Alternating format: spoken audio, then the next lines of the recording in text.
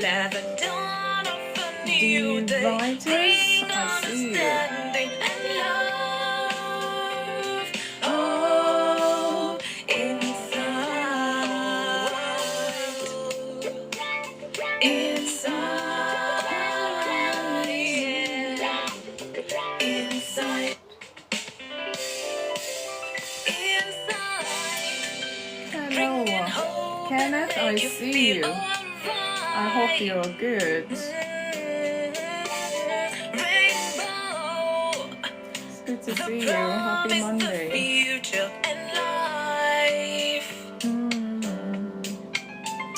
Thank you. Thank you. Shine to the whole world. I hope you are good. I hope your weekend was good. Let the dawn of a new day bring understanding and love. Oh, inside, inside, yeah. Inside. Please help share this live. Before we start off, I see you guys there. Good evening.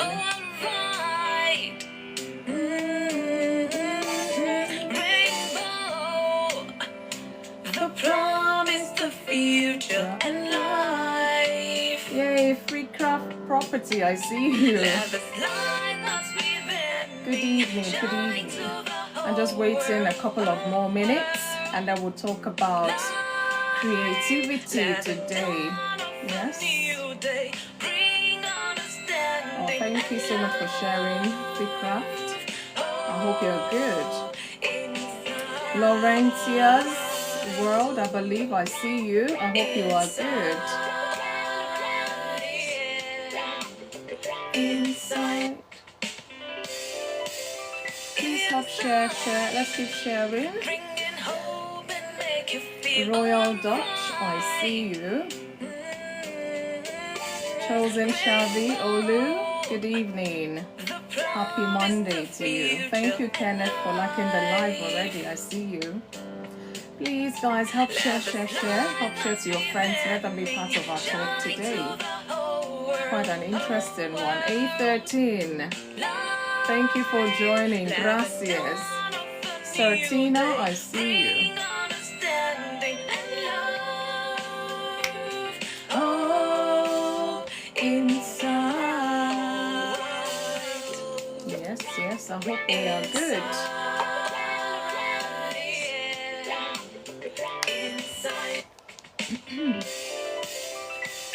Thank you, 8:13. Please help share the live. We're going to start off shortly.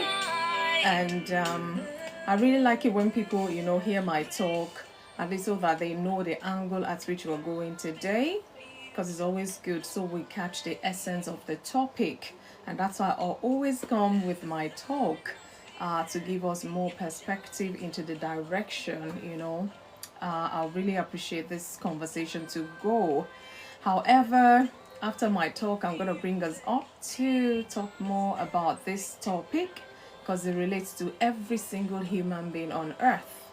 As long as you're living on this planet Earth, this topic relates to you, whether you know it or not, whether you're conscious of it or not. As long as you're human, you should be relating to this topic. So once again, good evening, happy Monday, wherever you're joining. Well, it's evening here in the UK, well, evening past 8. I hope our week has started off good. Welcome to Inside with FunmiRoyal. Today, the day the Lord has made. Indeed, I am rejoicing in it. And of course, I'm glad in it. I hope your Monday is going on great as well. Thank you, 8:13. Thank you for liking the live. So I'm gonna go into my talk. It's just about normal time, hopefully. I don't know what examples I'll be bringing in just to kind of buttress the points, but all the same, I can't wait for us to come in and share, our experiences, share our submissions about this topic today. I see you. Thank you so much for joining. Oh, we've just gone off. Yeah, that should be fine. Okay. Please give me a thumbs up if you can hear me. I just want to be sure If you can hear me, please, I'd like a thumbs up, please. Thank you. So I'm not just talking away. I think it was last Monday.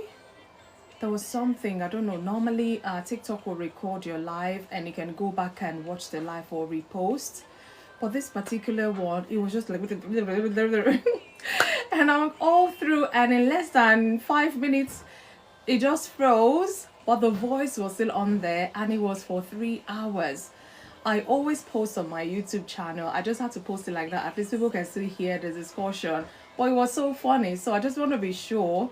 A13, please give me a thumbs up if you can hear me. Kenneth, please give me a thumbs up if you can hear me. Because I honestly don't know what happened that day. But I said I won't throw my recording away because I needed it. Kenneth, yes, you can. Okay, thank you so much. Yeah, so I can start now. Thank you, Kenneth. Oh dear, once again, welcome to Insight with FunmiRoyal. Today we're talking about creativity, and on Monday on Insight we talk about topics relating to individuals. I mean, on Thursday I know we'll talk about marriage relationship, but before you even get to that place of marriage, you are an individual. How are you looking after yourself? How are you taking care of yourself? Do you even know who you are? Do you know what you're passionate about? Do you know your weaknesses? Do you know your strength and all of that? So today we're going to be looking at this topic, creativity, unlocking the God-given gift within you. So here on Inside, there are certain topics that we treat that, of course, I mean, there's no two ways about it, because I'm a believer strongly in the truth that God created earth. He created we human beings. So when you're talking about creativity, you're talking about God's creation, God's creativity as well, because we are God's creative image. We are in God's image. So I'm not just going to go into it, and I hope you have an understanding. Thank you so much, Kenneth. Thank you. Thank you for helping with my goals already. Wow. Thank you so much. Really appreciate that. TMO1812, I see you. Thanks for joining. Please have shared this live. Like I always say, the fastest way. Daniela, I hope you're good. Mama Testimony, you're welcome. Eternal, I see you. And Linda, or is it Linka? I'm not sure, the name just gone off.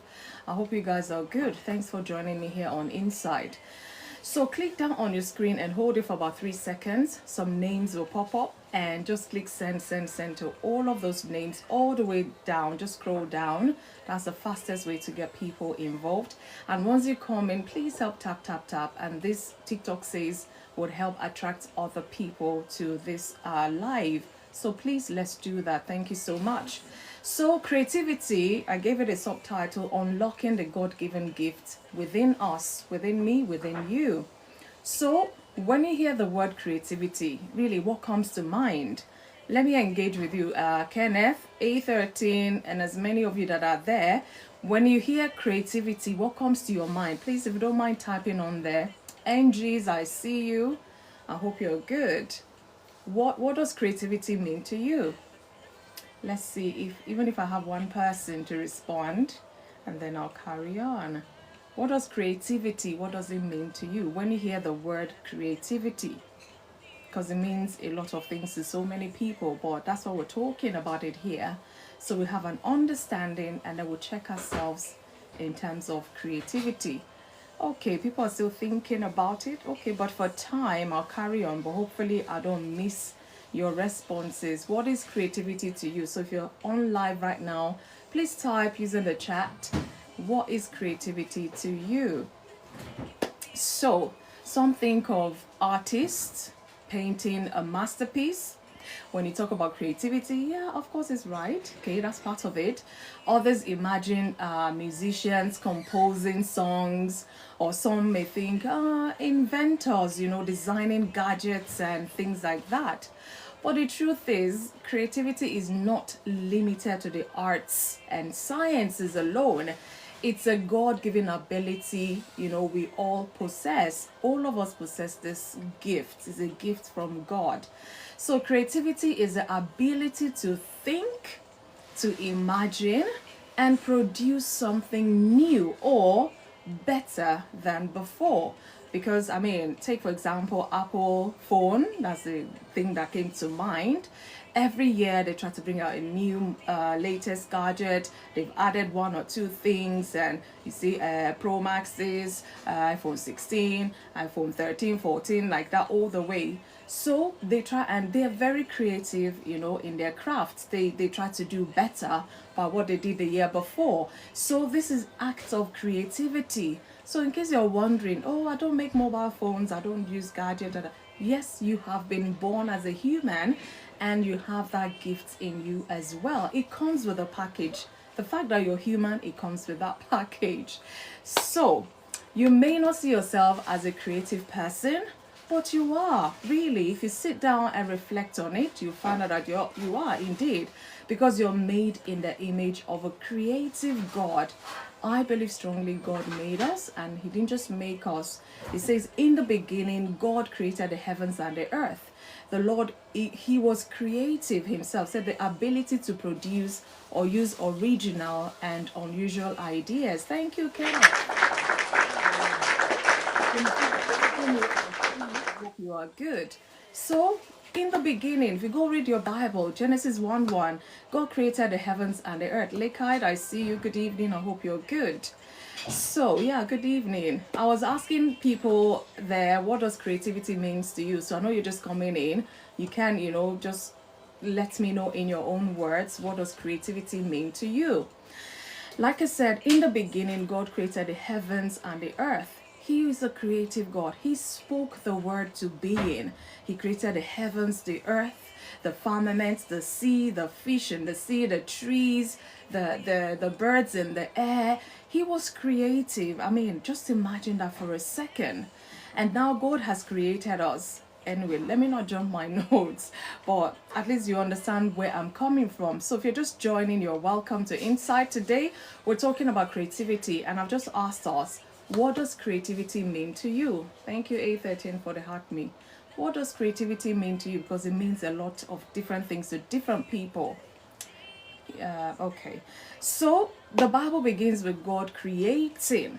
So we have a creative Father, and because we are made in his image, if you read Genesis 1:27, said the ability to imagine, ability to design, ability to improve and innovate is inside of us, is inside of me, is inside of you. And guess what? As our faces are different, so are the creativity gifts God has given each and every one of us. Even if you're twins, it doesn't mean your creative level is the same thing. Your twin might be creative in terms of music, and you might be creative in terms of art, as in painting. And even your folks, maybe they're just, you know, they're like carpenters. They can make things like, if you give them wood, they will make an art, you know, for you, and you'll be wondering, how did they do this? So there's so many gifts, you know, that comes with this creativity we're talking about. So like I said, I'm not going to rule out the fact that God is a creative God, and he has created us in his image, so therefore we are creative as well. If you've never seen yourself as a creative person, start thinking deep about it. So creativity is God's deposit in you. It's God's deposit in me. God didn't just create the world. He created you with the capacity to be resourceful and original, just like Kenneth mentioned, originality. You know, sometimes you see people copying, you know, what somebody else is doing, is because they are not putting in the hard work.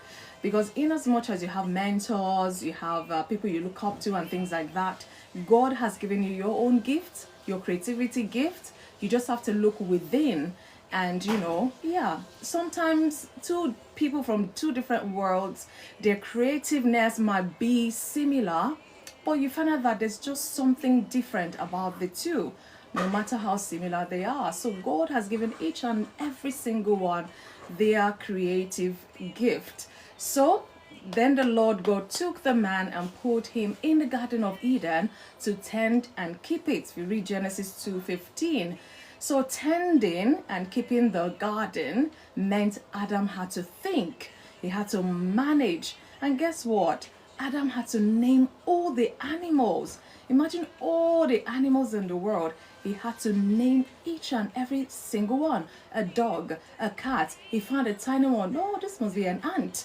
He found all of these animals and he named them out of the creativity gift God has given to him. So that was really, really a creativity in action if you think deep about it. So creativity is not about having more than one talent, because I know some people do, but it's about using what you have or what God has given you, the one he has placed in your hands, in your life as a human, to be a blessing to yourself and to other people around you. So it's about using what God has placed in your hands. But some people feel their hands are empty, they don't have any gifts, oh, they're not good at this, they're not. No, you need to find what you're good at. You are not searching deep enough, perhaps. But we're here to rub minds together, think about it, especially those who are doubting their creativity level. There's something in there. I believe that strongly. So creativity flourishes with stewardship, and I'm gonna explain what I mean by that. So God gives everyone seeds of creativity. He gives you skills, he gives us ideas, perspective, just like we're doing here.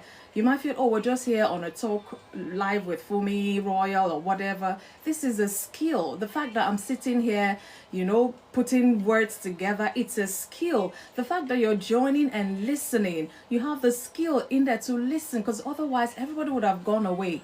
And I always say to myself, even if it's one person, I will not allow my creativity to go to waste, if I can put it that way. So what are you doing yourself? What are you creating? What have you been creating recently? Or you're not too happy with it, you want to do more about it, or all of those things. So God gives everyone the seed of creativity, the skills, the ideas, the perspective. And guess what, guys? We must nurture them. You cannot leave it idle. You cannot leave it, and be chasing other people's creative ideas and things like that. Friends, I see you. So I'm bringing our attention to this because it really matters, because this is part of your essence as a human being. There's a portion of the Bible that says, do you see a man who excels in his work? He will stand before kings. I mean, I want to stand before king. Well, I'm royalty myself. You get what I mean? If you read Proverbs 22 verse 29, do you see a man who excels in his work? More or less, do you see a man who excels in using his creative ability? He will stand before kings. For example, we know all the celebrities, actors, actresses, they have that gift of acting. And of course, because they've harnessed that, they're using it to the fullest of their ability, everybody in the world knows them. Well, at least almost everyone in the world, they know them. Oh, this person is a celebrity. How? What makes you identify this person as a celebrity? Oh, I watched one or two films they acted in. Their creativeness or their creativity, they brought it out to limelight, and they're using it and they're excelling. Sometimes you might pick a particular actor and search back 20 years where they started. Maybe they were much younger, or they were teenagers or whatever, and then you now look at them 20 years after, you see like they're mature. Even the roles they're acting in now, it's very mature, meaning over those 20 years they have built that creativity in them, and it's matured.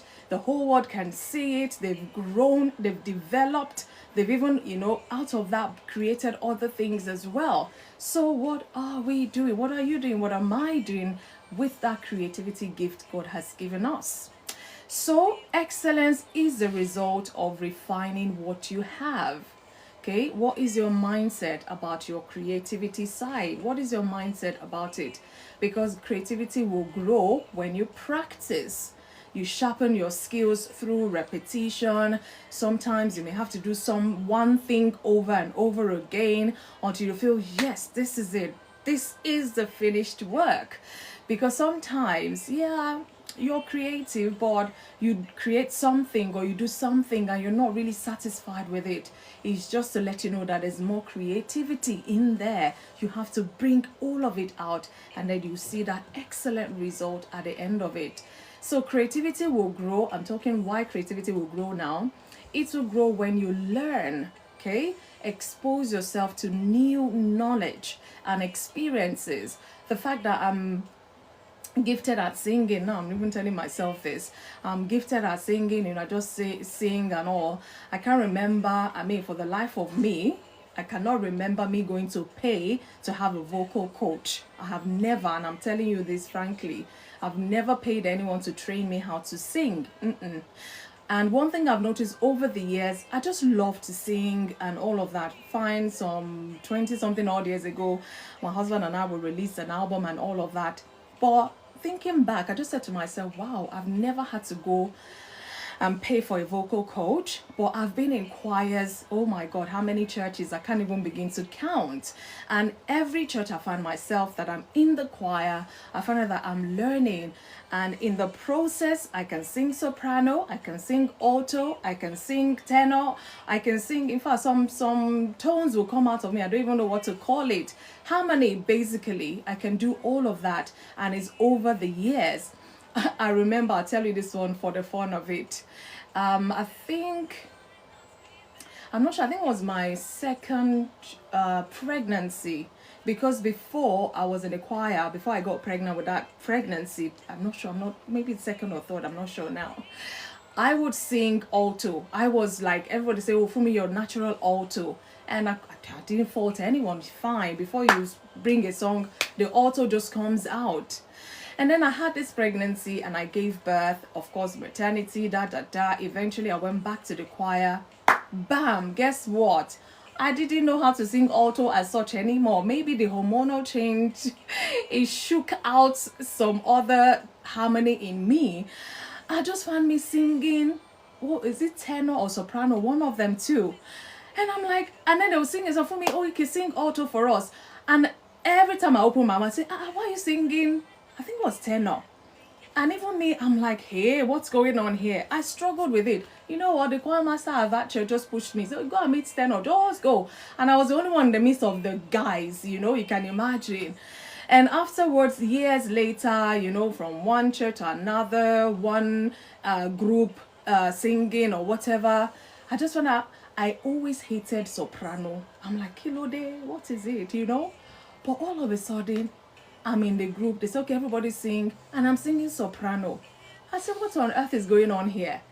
It's just to let you know that everybody's gifted. There's creativity on the inside of you. Some of us are fortunate that we're not looking for it. It just comes out and bam, we perfect it. We use it repetitively. We keep using it and it gets better. I tell you guys, I'm going to increase this song so you guys can, let me just play for 30 seconds. I want you to listen. The promise, the future, and life. Love is light that's within me. Shine to the whole world, whole world. So if you're musically in tune or tuned, you would hear there's a bit of chorus that is harmony. In fact, everything about this inside song, I did it by myself. I did a solo beat, I came back, I laid the soprano, I laid it alto, I laid it tenor, every part of this particular song. In the studios, I did that. That was years ago, 2018. Like I shared my story here. I didn't know it was going to be for this insight on TikTok because I was looking for a TV talk show. That was what I thought it was going to be until God said, this is it. So imagine, I'll come back and I'll be like, just give me a minute. I'll listen. Okay, I've used this harmony. Okay, inside. Okay, no, this one I've done. So I just pick one after the other and we laid it. And bam, by the time he played everything, I'm like, oh my God, Fumi, well done. Even me, I had to applaud myself. And the man was like, yo, you're so gifted, you're so this. And mind you, I said, I've never, and as God is my witness, paid any coach to train me or no, it's just there. And imagine me just say, before I used to be shy, I'm like, I can't sing in public, hey, this and that, everybody were looking at me, but over time, the more I found myself engaging in the choir activities, I started building confidence, you know, before I would hide, and then they would start giving me roles. Come and take this solo song. Hey, I will not sleep. That one song I will learn, even though I know the song, but because I was anxious, panicking, facing crowd, I'll be missing my lines, you know, jumping the beats. That was the early years, you know. Looking back now, it's very funny, but not funny. But over the years, you know, I just go. And in the process of this music journey, I found out that I love a cappella. Yeah, fine, it's good when there's beats, you know, you dance to it, but I just love a cappella for whatever reason. So even that, I used to do a cappella a lot, and I had issues. So when there's a beat, you have to sing to beats. I had to learn that, because either I'm jumping ahead of the beat or the beat is chasing me or something. So all of these skills, oh, thank you so, Tista Fortism, good evening. Thank you so much for the heart to me. Over time, I had to learn, okay, the beat is this, so you have to sing to the beat, you know, like that, or this tempo, whatever the tempo. Over time, I learned that. Hi, how are you? I hope you're good. So, expose yourself to new knowledge, new experiences. I've been in so many choir, and I can say, to the glory of God, I've stood in front of an audience close to 50,000 to sing solo. And I'll never forget that song I was asked to sing. This song, El Shaddai, El Shaddai, Eliona Adonai. Age to age, you're still the same. By the power of your name, El Shaddai, El Shaddai, Ekam Kana Adonai. I will praise and lift you up, El Shaddai. That song, oh my God. I'm like, hey, in front of this thousand, even though I was still nervous because there were people there, but I just said to myself, for me, just imagine you're in your room by yourself, just worshiping your God. Nobody else is there. And that held me through. In fact, at some point I thought what we rehearsed was over, and they were doing like this, just carry on. I'm like, what am I carrying on? The song is finished. You know, I just had to improvise with the chorus and all of that. It was quite an experience for me. So again, take risks. In order for you to grow this creative nature in you, you may have to take risks. Step out of your comfort zone. Like for me, I just want to sing in my bedroom, and sing, and that's it. But you find out that I started engaging in choir, and there's no how for him in the choir. You can't hide. One day the choir master will just say, you come and you've been in this choir, take this mic and sing this song or something, and then you will now be looking. You can't hide anymore. So I'm just using that, which I know as an example. I mean, there's so many other bits. Some of us is cooking. We can cook for Africa, you know, and then when they say, there's a gathering, please come and cook, you say, no, what if there's no salt? What if this? But then you're very good at cooking, but you just are nervous, you know, it's just nerves playing on you. So you might have to take risk. What's it? After all, they'll tell you, too much salt, reduce it. And that way you go out, put yourself out there, you learn, you take risks, you learn, you grow, you're better in your creativity world, and you, after a while, you just find out you own what you're doing. But if you don't take risks, how would you learn? How would you grow better in your creativity level or world? Again, creativity will grow when God seeks. I mean, when you seek God's inspiration. Like I say, God created us as human beings, and He has put that creativity nature in us. So if you're struggling with it, seek inspiration from God. Pray for wisdom in every project you're doing. And sometimes you may not have all the answers or all the creativity in you, but when you stop, pause for a minute and just sit and look at that project. How best, you know, Lord, give me inspiration, give me wisdom. And then you find out that some stuff start dropping in your mind. You start having ideas. And in fact, if you're being honest, you will know that is that prayer you prayed. Otherwise, you wouldn't even have thought of it. You just find that ideas start flowing. So if you're stuck in your inspiration, say doing the same thing can be boring. Of course, it could be, but why not do the same thing in a different way? Experiment, explore, you know? So nothing really should be boring except, I don't know, there's always another way of doing the same thing, or there's always another way, of exploring whatever it is you're gifted. So, for example, you want to cook rice, you always parboil it. One day, try wash it. Don't parboil and cook it like that.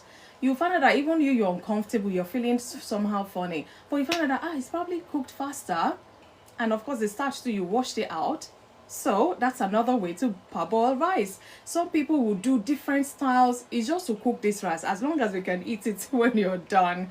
So you have to, if you're doing something and you say, this thing is boring, you are not harnessing your creativity to the fullest. I think that's just what it means. But I get you. If something is boring, maybe it's not really your thing. So you might have to find what is your thing to do. Because in fact, the other day I was reflecting about insight, and over the weekend I met with colleagues, we got talking, and I'm like, every week, twice a week, I will come here after work, after this, I'll still come. I'm like, really? I think there's passion. I mean, aside the fact that I say God has given me an assignment here, I know I'm on assignment. So even if sometimes I won't lie, I'm tired. Hey, I will come back, I'll lay here on this couch and I'll sleep off. I'm like, hey, and I'll wake up like I've not eaten. Oh, insight is in a couple of hours. Oh Lord, please help me, give me the grace. Or should I just cancel it today? And that somebody will be whispering, you're on assignment, you're not there for show. Somebody needs to hear what you have to say today. That I say, Lord, help me. I'll just quickly find something to eat or drink water or whatever it is, powder my face someone, just come and sit down. I'll be like, guys, like I'm here now. No, today I really slept, trust me. I'm okay, I'm good. But other days like that, I'll be extremely tired. In fact, you could even tell from my face that this woman needs to go and rest. But it's a passion, it's the love that I have in what I'm doing. Because if I'm not doing this, I'll just sit there, okay, what then after that? I will be bored, so to say, just like somebody is saying, I think it was Sister for Autism You. So find that creativity in you. Find that thing, find that gift. There's always something. Some people are multi-gifted. Some people, maybe just the one they've seen all their lives, but they probably are even lazy with that one. Remember the story of the talent in the Bible. One was given one was given 2, and one was given 5. And their master said, go and multiply this thing. And the one that was given 1 talent, he hid it. He dug the floor and the ground and hid it. Like, I'm not going to multiply this. This my master think is wise. Something that he did not work for, he wants to come and reap. Just look at it like God has given you a gift. What are you doing with it? The one that he gave two talents, he went and doubled it. The one he gave 5 talents, that person went out, created all sorts, multiplied it. And then when the master came to ask, what have you done with your gift, your talent? The first one, he was like, okay, I just dug it. So when you dig your gift, when you bury your gift, it's not going to multiply. It's not going to grow. In fact, it may even die altogether. So the 2 said, oh, master, I have doubled it. And then the one with the 5 said, he has doubled it. And imagine, in fact, the one that did not do anything, he just even took that gift again from them. Quality Street, I see you. Good evening. I hope you're good. Welcome to Insight today. So he took it off him because he's of no use to you, obviously. He took it and gave it to other people that multiply theirs. So the gifting, have you discovered it? Are you burying your gifts, your talents, your creativity? Are you burying it, or you're using it for something good? Quality Street, I hope you're good. Good to see you. Let's think about it. Everybody is gifted. Everybody's talented. But you just need to find your one. We all need to discover our gift and develop it. Exactly. Thank you. Thank you. And guess what? It will bring me to my next point of focus. Creativity solves problem. It does solve problems. You may be wondering how. Creativity is not just for self-expression. Fumi just comes and sing and all. No, it solves problem. It's for problem solving. We're going to break it down, like I said, and I'm going to use some biblical examples. If you're a believer and you know these stories, just reflect again on them. And if you're not, you might have to explore, go on a research, find in the Bible all these examples I'm going to give us. Joseph, for example, in the Bible, he was creative in administration, despite the fact that a lot happened to him before he even became the prime minister. A lot happened to him, but he never gave up. He was creative. If he was serving, he was creative in his serving. If he was interpreting dreams, he was creative in that. You know, the place where he was, they faced famine. And he came up with an idea. He designed a 14-year economic plan that saved nations, not just his own nation. So nice to be here tonight. Quality Street, it's nice to have you. So if you go and read the chapter 41 in the book of Genesis, you read all about this. So that was innovation birthed from God-given wisdom. And the more you use this creativeness, or is that creativeness a word? I don't even know now. I'm confused. I'll stick with creativity so that at least you understand what I'm saying. The more you use it, the better it gets, the more beautiful it is, the more blessing it is to other people. Some people they have, you know, like I mentioned, actors, creativity is creativity, your creativity, okay, creativity. But please help me search. Now I'm confused. Is there a word as such? Creativeness? I don't think so. I'm not sure. English, yes, my second language was my first. You know, what was I saying? Yeah, Joseph in the Bible, he harnessed the gift God has given him. It's like you cannot put him, if you put him in one corner, he becomes creative and he does something. And then that thing he does gets him out of trouble. Like I said, it solves problem. The king had a dream, didn't know the interpretation. What does that mean? And just told it to, well, not directly to Joseph, or somebody else who now took it to him and this is what this dream means. King, before famine will come, this is what this dream means. You might have to do this. Let's build barns and put seed and put food and put this, you know, and they needed to keep food away that would last them for 7 years, because there was going to be 7 years of plenty and then there was going to be 7 years of famine. So imagine 7 years of famine, no food, nothing. Every nation, they were going to Joseph. They wanted food because they hear that this man has stored food that will last them forever. You know, he was creative in his idea. Imagine God gave him, and he was lazy. It's just a dream. What's my own? I know what it means. It means there'll be 7 years of famine, 7 years, and he just folded his arms. Imagine. Maybe we'll not even be hearing the story of Joseph today. So he saved lives. He saved nations because he expressed that creativity in him. And you can imagine, you can go and read, like I said, go and read the book of Genesis chapter 41 and read about Joseph, or read the whole chapter, the whole book as well, to get more knowledge. So God-given wisdom, you pray to God even when you're stuck, you don't know what to do or how to use it or whatever it is. Ask the owner of the creation. It's you're God's creation or creation. Hey Lord, you know, ask him, the one who has made you, what am I meant to do with this gift? What am I supposed to do with this gift? But God, what gift have you given me? In case you don't know, ask the owner, your owner, whether you admit or not. He created you and he knows how he has created you. So ask yourself this: what problems exist around me? I'm asking myself, ask yourself. Pastor Tracy, I see you. What problem exists around you? How can I think differently to solve them? Perhaps in this, you might find your creativity. Who knows? Creativity thrives in challenges. Honestly, it does, because it's like raw material. You have something raw, like for example, a mud, you know, just have a splash of mud. It's nothing, it's just there, you know, soft and all that. The mud is waiting for you to come and, you know, what's the word? Mix it properly to soften it, make sure it all has the same texture all around it. And then you might decide to mold it into a vase. You might decide to mold it, you know. Those challenges is you molding, because you're molding, it may come out fine. The vase might just be one-sided at first, and you're like, no, you squash it all up again, and you try to smoothen this side as well, and you keep trying. It's challenging, of course, but you will thrive in there. You just find out that, my goodness, for the last 3 months I've been trying to make this perfect pot. And every time I just have to smash it because it was clunky, it was, all of that. And he never gave up. He put in all the hard work. You even ask people who are more experienced, how did you maneuver that, side of the pot?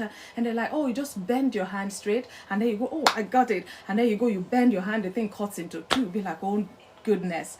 But because it's what God has blessed you with, you have to keep trying, try to keep being creative with it, and then you will eventually get there, and you'll be proud of yourself, the outcome.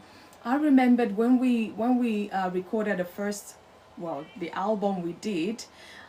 I kept playing those songs, playing. I said, hey, is this us? Hey, we to have an album.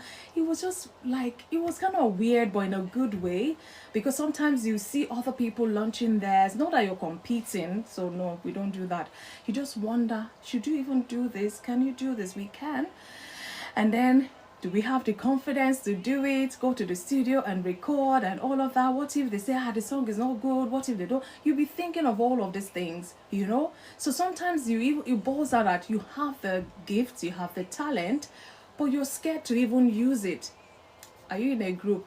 Once upon a time, I was in a group of we 7 ladies called Oasis. We used to sing a cappella, and we go for evangelism, we go for ministrations. That was way back, over 14 years ago or thereabout. No, I'm not in a group right now. It's FunmiRoyal doing her thing. So like somebody was teasing, always on my WhatsApp, somebody was teasing, sis, we're waiting for your album. I said, don't worry, it's a single, it's come out when God says it's time. I'm not really one for chasing. I need to hear, and I need to have a go ahead from God, and then I will do, because of course there's songs available. I have songs over the years. You weren't born then, Quality Street. Oh wow, okay, but at least you're here now. Whether you're teasing, I'm not sure. But right now, can you tell me, do you know what gift God has given you? Do you know your creativity thing? Do you know? So this is what we're talking about this today. If you don't know, perhaps you'll find out here on Inside Today when we rub minds together, when we talk about it some more. So creativity thrives in challenges. Number 4 thing I'm going to say is barriers to creativity.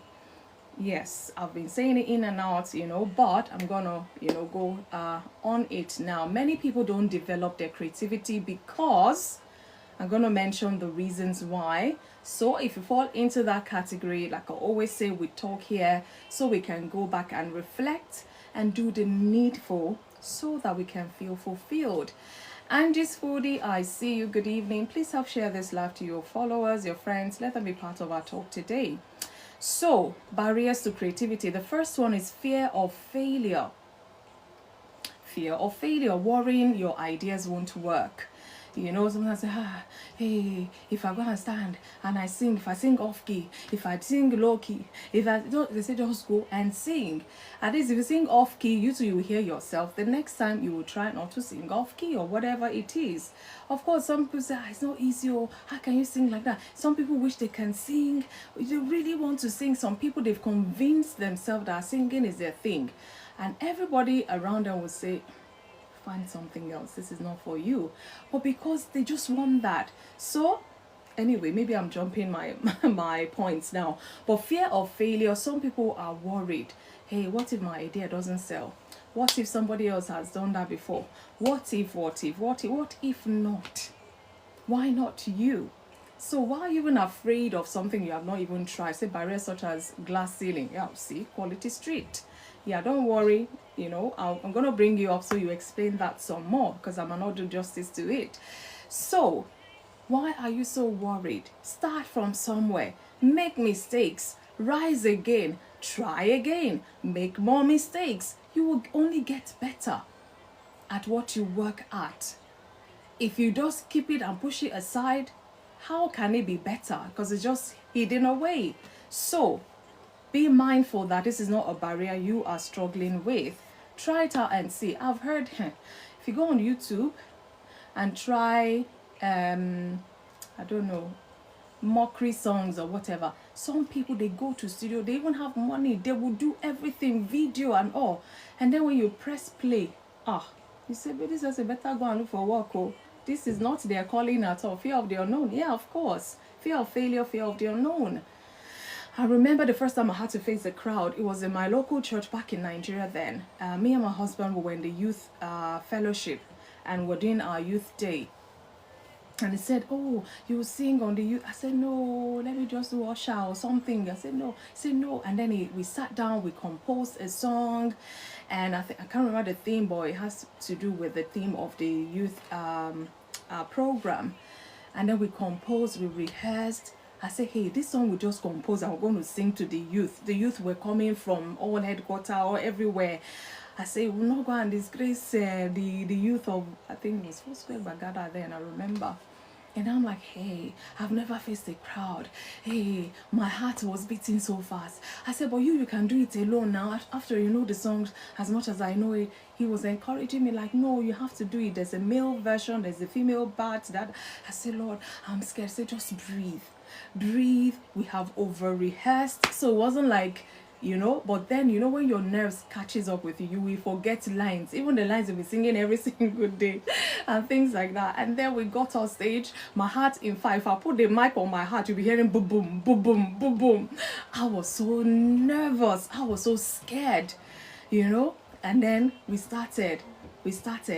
And I found out he was smiling. I look at him, he was smiling.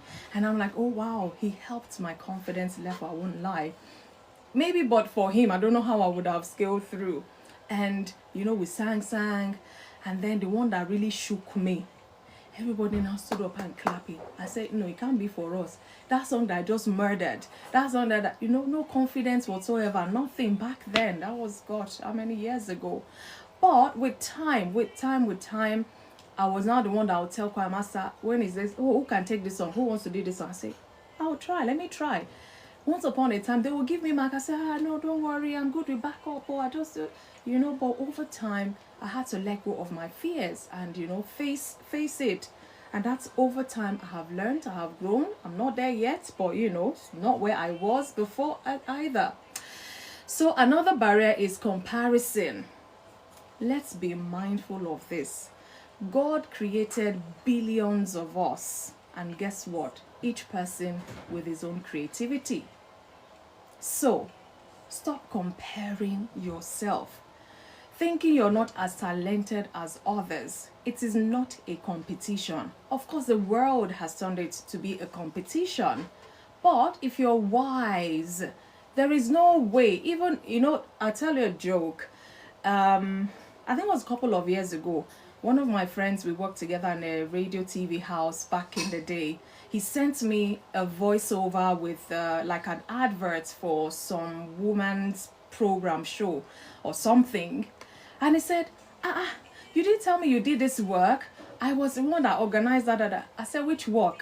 He said, "Is this not your voice?" And I played it.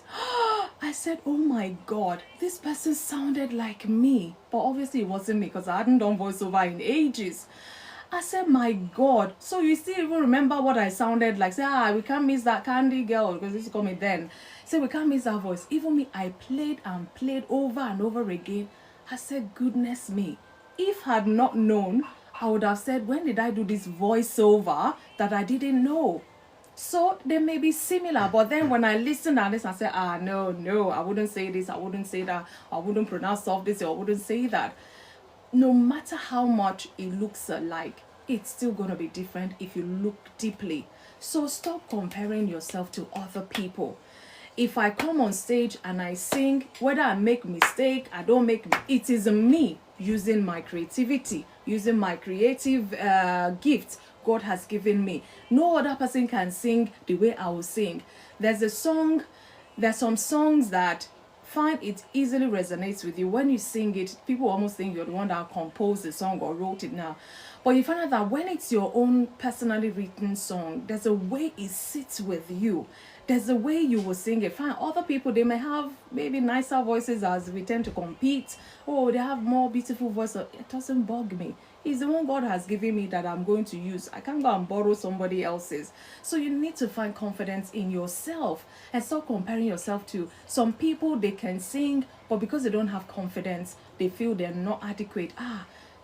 look at you and this person that everybody knows is a guru at singing. They want you to come and what's the word now, to pair up and sing a song, and you feel you can't even do, you fake cough, you fake sore throat. Stop doing that. Use what God has given you and do the best you can. With time, you will get there, as long as you're not copying anybody. Some people, they will listen to some artist song from A to Z, and they will try to sing and slur and do all of that like them. I'm like, it's not you. In fact, many times, I've been pushed to do slur. I say, if it doesn't come natural with me, even I know I'm faking it. What's the point? I can't sing like this person, so stop forcing me to sound like this person. Take this voice as it is. If it's not good enough, find another person that can fit that, because that will be a lot of pressure on me. I'll be singing like somebody else. So what happens to my own way of singing, or my own singing, so to say? As long as I deliver the words, I don't miss the beat or whatever, I will have to sing the way I sing. I cannot sing the way the other person sings. So anyways, another barrier to creativity is laziness. And this one, a lot of people don't want to admit it, is laziness, not putting in the work to develop your ideas. How far would you go, in developing the ideas God has given you? How far would you go to developing the creativity in you? Me, for example, I'll use myself as an example, because it drives it home. I've always had the gift of counseling. In fact, right from childhood days, some people say, go to Fumi, she will do it. They call all sort of nicknames. But I knew the gift was there, but I didn't know to what end it's gonna be. I can advise a young person struggling. In fact, I remembered, I think I was 19 going 20, and I was advising a married man at that with his wife. And at some point, the man said, for me, I know your age, I know how you are and all that, but all this wisdom coming from you, where is it from? Because I know you've never been married. I know this, I know that. I said, well, I don't know, maybe it's God's gift or something. And honestly, even me, I had to go home and reflect at it, that all the things I was saying to this person, where did it come from? So that creativity was in there already. And over the years, I was just using it here and there. The youth, the children, the this, the that, teaching, Sunday school, doing all of that. And then when the burden became so much, I knew, look, I have to go now and study counseling, because I was doing that in the church, which is okay and all of that. You get ordained, and all that. I said, why not? Imagine the fulfillment, doing something you enjoy doing and getting paid for it. My, that is fulfillment 001. So I decided I was going to go back and study counseling. But life happens. This baby came, that one, you pushy. After, I did not have no excuse. No more babies was coming. The babies were grown. No more excuse. I'm like, hey, at my age, going back to uni to go and do what? Can I cope? All I'm thinking in my head is jollof rice and chicken. Hey, can I, and all that. But like I said, laziness. You have to put in the work. And I had to, God help me. I know it's been long studying now at this age, If people who are older can do it, I believe I can do it. I had to just, encourage myself. Bam, get admission. What school, this course, that. Before you know, hey, they've given you, what do they call it now? Opportunity. You have to come for interview because you're a mature student. I say, you see, I'm mature now, they will not let me rest and all. Anyway, I decided to go. I did the interview, and I remembered they were doing the interviews in batches, just to get me on the program counseling. And I went for the interview, did the oral bit, the written one, did the practical one, all of that. At the end of the day, I was waiting. Every time I was checking my email, have they written? Have I gotten the spot? I was so scared. Hey Lord, if they don't take me, that means it's not for me. You just want to encourage yourself in a negative way, kind of. Eventually, I got a call, not even the email. I got a call, then the email came. Said, oh, is that for me? Yes. Oh, so congratulations. I just wanted to know that you've been given a spot and the counseling, for this year. I said, hey, thank you, Jesus. Thank you. I was so happy. And then when I went to my email, I saw the email. I said, hey, this is happening. For me, you have you got what it takes to go back? I said, Lord, you will have to help me. The fact that I got a spot is enough. And it was during the course that I found out that of all of us 8 that went for that interview in my own group, I was the only one they gave the spot. So that gave me courage and boldness. Like, I cannot fail them for giving me. In fact, I can't even fail myself. I can't fail God. So whatever it takes, sometimes 3 in the morning, my husband will be like, are we going to sleep in this house? You will see this textbook, that textbook. I had essays, I had assessments and stuff to do. Was it easy? No. But I said, okay, fine, I have the skills and all. Let me put some professionalism to this. And of course, I have the Christian counseling experience. Now I've gone to do the secular one. If I merge the two, I can help people. If you're of faith, I can help you. If you're not of faith, I can help you. You know, whatever, you know. And then, anyway, that is my story in terms of this creativity. So if me, I was scared, if I wasn't sure and all that, and eventually I still pushed myself to doing it, trust me, you too can. So don't be lazy. Of course it was worth it. I said to myself, after there was a time, I think it was second year, I was almost like, oh, it's getting hard. Hey Lord, help me. And then this idea came to mind. See yourself walking on your graduation and getting your certificate or whatever, your degree. I said, wow, okay, I love that. It would be nice, you know, wearing that gown again and you know. Because the first one, I mean, I wasn't even there for graduation back in the day. I was not there. So I'm like, this one is proper opportunity to redo everything the right way. So that was my focus. I just kept seeing me walking on my graduation on that aisle, collecting my certificate. So that kind of boosted my energy. Like, I can't fail. I must not even have a receipt. Every assessment, be whatever, I'm on top of it. You know, if I have to not sleep, if I have a headache, I will still do. Just encouraging myself and my folks at home and all of that. When I finish essay, I'll give it to my son. I'll give it to my husband. Please help me read through, because I don't even know what I've written. I don't know my head, You know, they say, calm down, just calm down. And they will read it. Say, it makes sense. It makes sense. I say, yeah, that's all I want. Don't wait. If I fail this thing, it's 2 of us will fail together. They will laugh. It was fun. It was hard, but you just have to do it.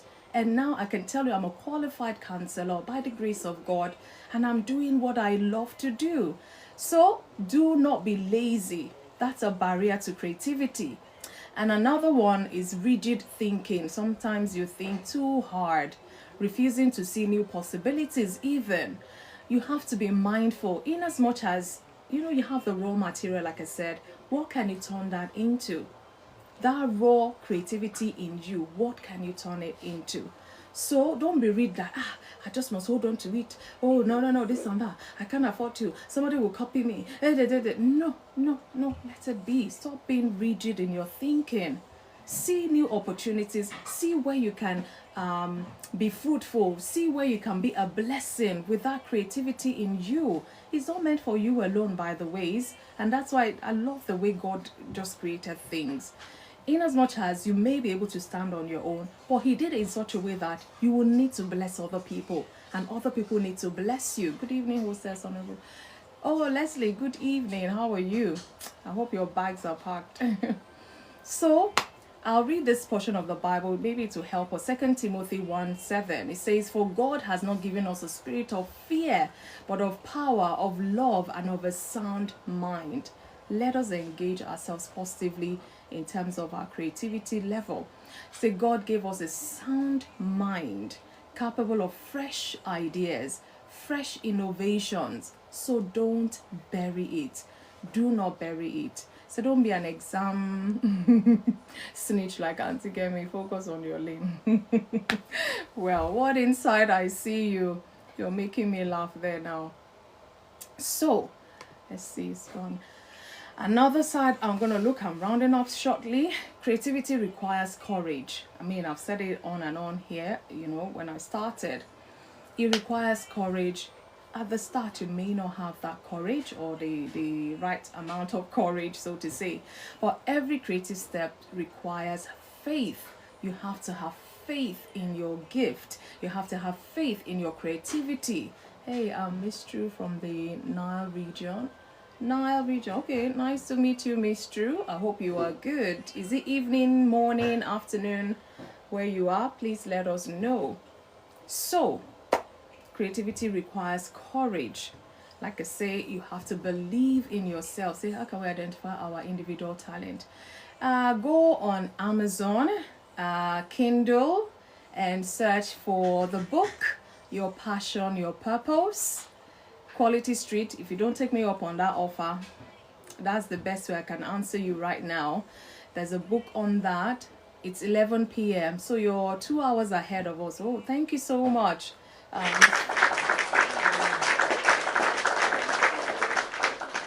So go get the book, Your Passion, Your Purpose.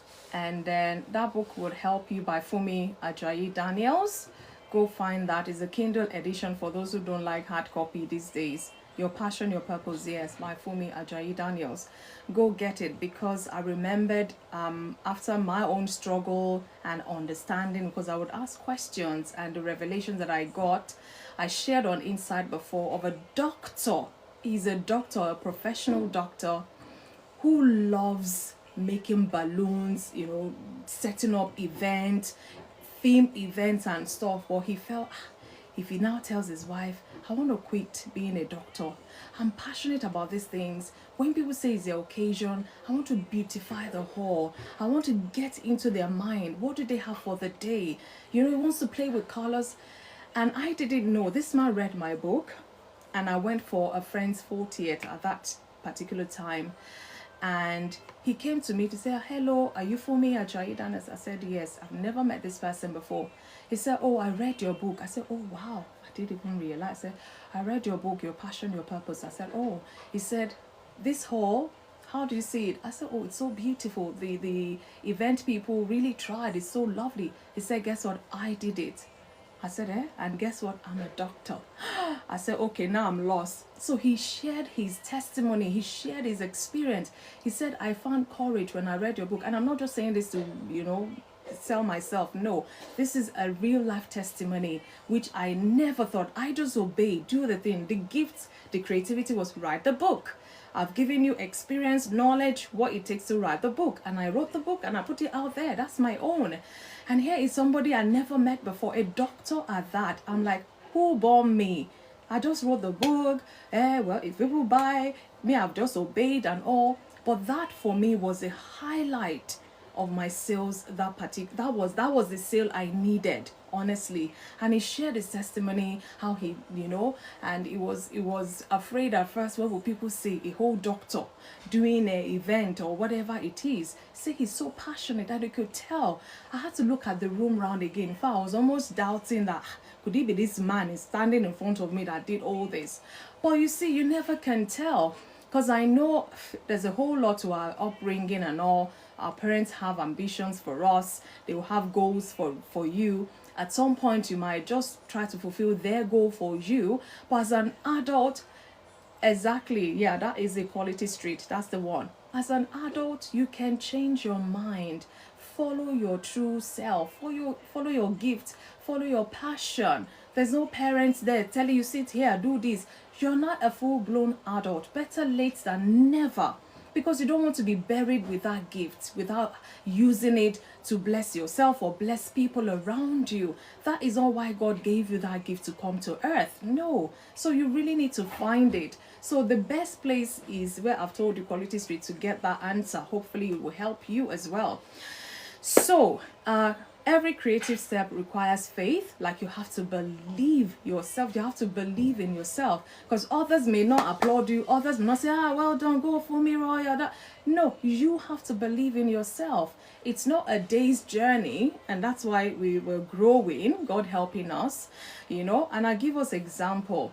Noah built an ark when it had never rained like that before. Back in the years of Noah, he built that ark. A lot of people did not believe in him.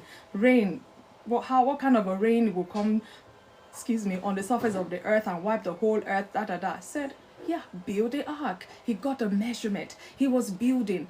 Everybody was looking at him as crazy. I bet they were. What is this crazy man building? What on earth is he talking about? Say, there's a rain that is coming like never before. Hey, it's in this ark, you guys will be safe. But nobody has answered him. They didn't even believe him. But what? Guess what, guys? He believed in himself and the God that he served.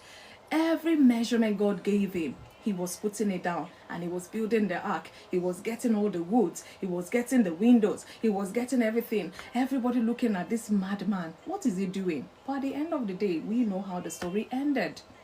Another example I'm going to give is David, who used a slingshot and a stone when others were using sword. I mean, if you bring a slingshot and stone and you bring a sword, you even use that sword to cut that sling, the catapult or whatever it is, you will cut it in pieces. But because he connected with God, his creator, the one that has the creativity first in him, for wisdom, God said, get the sling, get the stone. Thank you, Debbie. Good evening. Thanks for the heart me. But he listened and he got the stone. And we all know the story. For those who know the story, if not, go and read your Bible. Go and read the Bible. You can Google it. Story of David and Goliath. The ones with the sword, eventually, even still used the sword to cut his head off eventually. But the stone did the trick. Nobody could have thought. In fact, they were looking at David as foolish.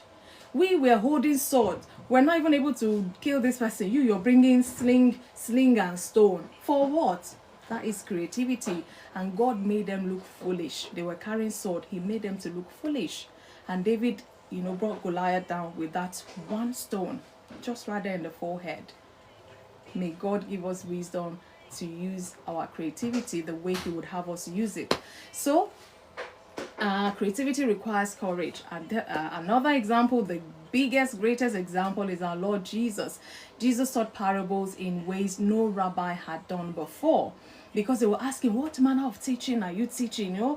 They always, the Sadducees, the Pharisees, and they like to ask questions. And he would explain to them. They'll be like, this person is full of wisdom and all of that. Even Jesus was creative when he was here on earth.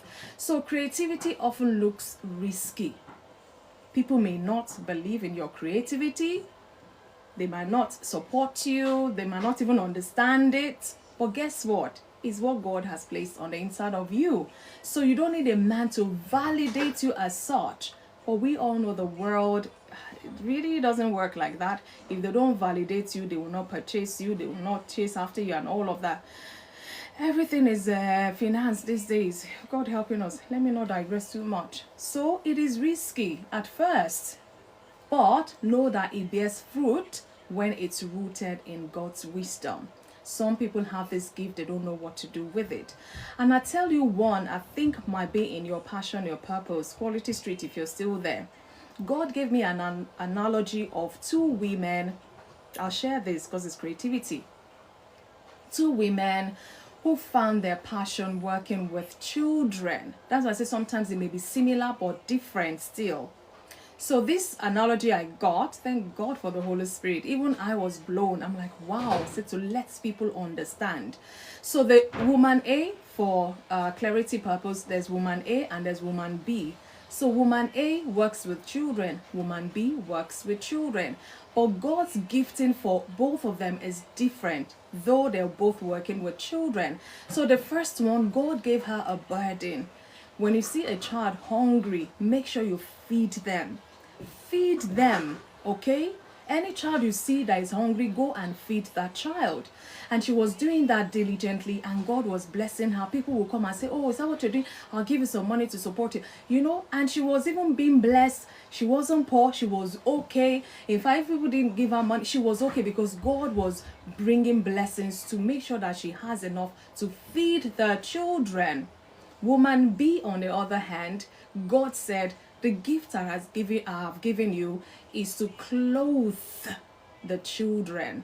Any child you see looking tattered, buy them a new piece of dress or whatever, male, buy for them, make sure they're clothed, okay? But guess what? Both of them working with children, one's responsibility or creativity is to feed them, the other is to clothe them. So this one that was clothing the children was struggling. She was struggling to buy clothes, to have money to buy clothes. She sold her things, she was struggling. And then she saw how thriving she was, because she was feeding children. And she's like, maybe I'm doing the wrong thing. Maybe I should switch over and start feeding, or maybe things will be better.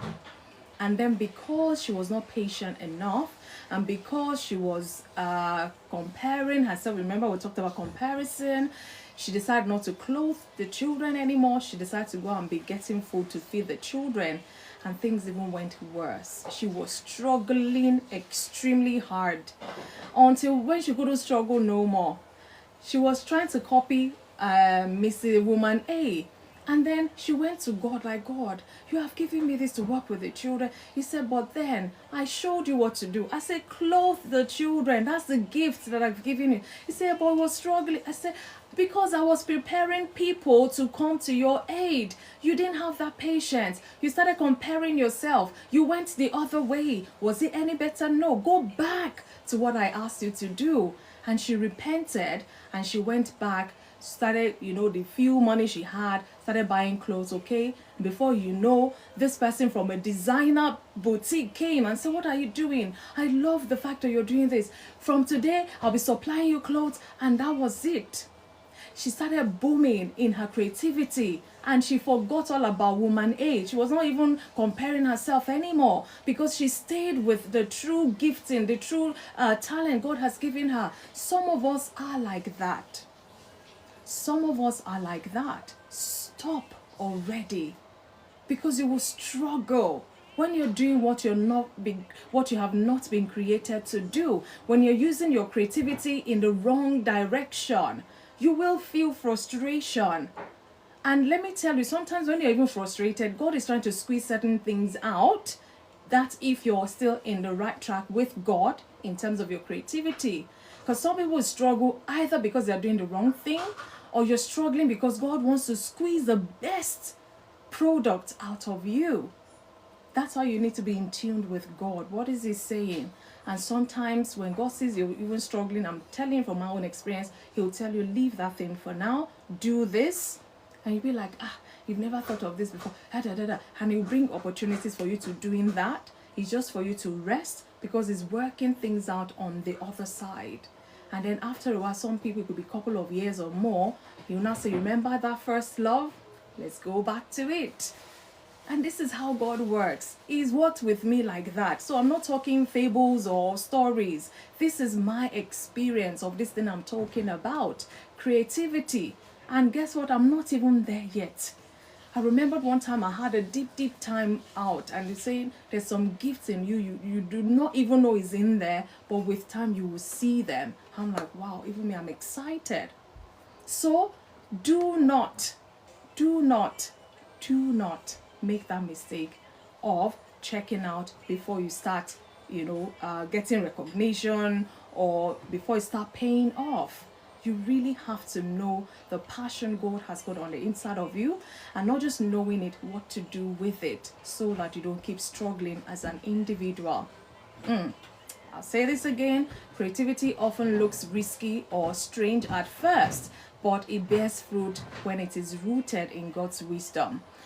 So let's look at this. Using creativity for God's glory. He created us. Who else? So whose glory would it be for? Your creativity is not just for making money. People, when your focus is money, you may just struggle. So just let it go. Money would come. No doubt about it. Say unnecessary validation from people. Everyone should be careful. If not, God can frustrate someone's effort. Definitely. So, like I said, creativity is not just for making money or gaining recognition. It's to reflect God's nature and bless others as well. I want to believe me being here today is a blessing to even if it's one person. Like I always say, when I'm too tired, I'm like, God, should I even go on live? Say, remember the assignment, even if it's that one person. And I'll pray that, Lord, okay, whoever you have sent me to today, let them be part of this life today. Even if they don't come in, let them hear the words and let it minister to them to doing better in their lives or whatever. I just pray and, come on live. So I'll read this portion of the Bible again. And it's just to buttress the creativity in us still. 1 Corinthians 10:31. It said, therefore, whether you eat or drink or whatever you do, it says what? Do all to the glory of God. My being here today, you know me. Sometimes I worship here. I do all sorts. Is to the glory of God. Who else would it be for? So, What is your creativity about? Who is benefiting from your creativity? Even you yourself, you're meant to benefit from it as well. So there's some questions I want us to ask ourselves as we're listening right now. I need us to ask ourselves, does my creativity honor God? Whatever I'm doing, does it honor God? Or does it dishonor him? Because he's the ultimate creator and he created us in his image and he's given us the ability to be creative. But when we're being creative, whatever it is we're doing with our creativity, is it to honor God? Ask yourself again, does it build others up or does it bring people down? Some people, I don't know, I'm just saying this out of my head, so to say, they may come to your life. At the end of the day, they feel miserable. They go into anxiety. They go into also depression. Is that how your creativity is meant to be a blessing to others? So we need to be mindful what we do with it. Is it building others up? Is it even building yourself up? Is it beneficial to mankind? Or is it hurtful? I tell you one dangerous one. I remember, I don't know what happened. And I went back to God like, look at this person. Yeah, I think there was an incident when I was in America of somebody who would take, he would kind of kidnap someone and take them and tie them up and begin to dissect them and be playing with their organs and stuff. He had taken a lot of people like this and leaving them to dead. And I said, but God, this is evil. But this person seemed to be gifted, even though they've not gone to medical school. And the Holy Spirit said to me, the gift is in there, but he's using it for the wrong purpose. If this person with a natural gift, if he goes and becomes a surgeon, he'll be operating on people and be saving lives. But look at what he's doing instead. Look at what he's doing instead. So people can use their gifts or creativity in an evil way. That's just all I'm trying to say. But does your gift, does your creativity build others up? Or does it bring people down? And the last question we'll ask ourselves is, does it make a positive difference to you, to the people around you, and to the world at large? Does your creativity make a positive difference in life? So, practical ways to grow your creativity. I'll just mention a few. Let's see. Host, our creativity in this context, does it relate or apply to being charitable? Of course. Not everybody have that ability. Not everybody have that burden. Not everybody have that passion. So like I said, whatever you think, the ideas that comes, all of these things, is part of your creativity.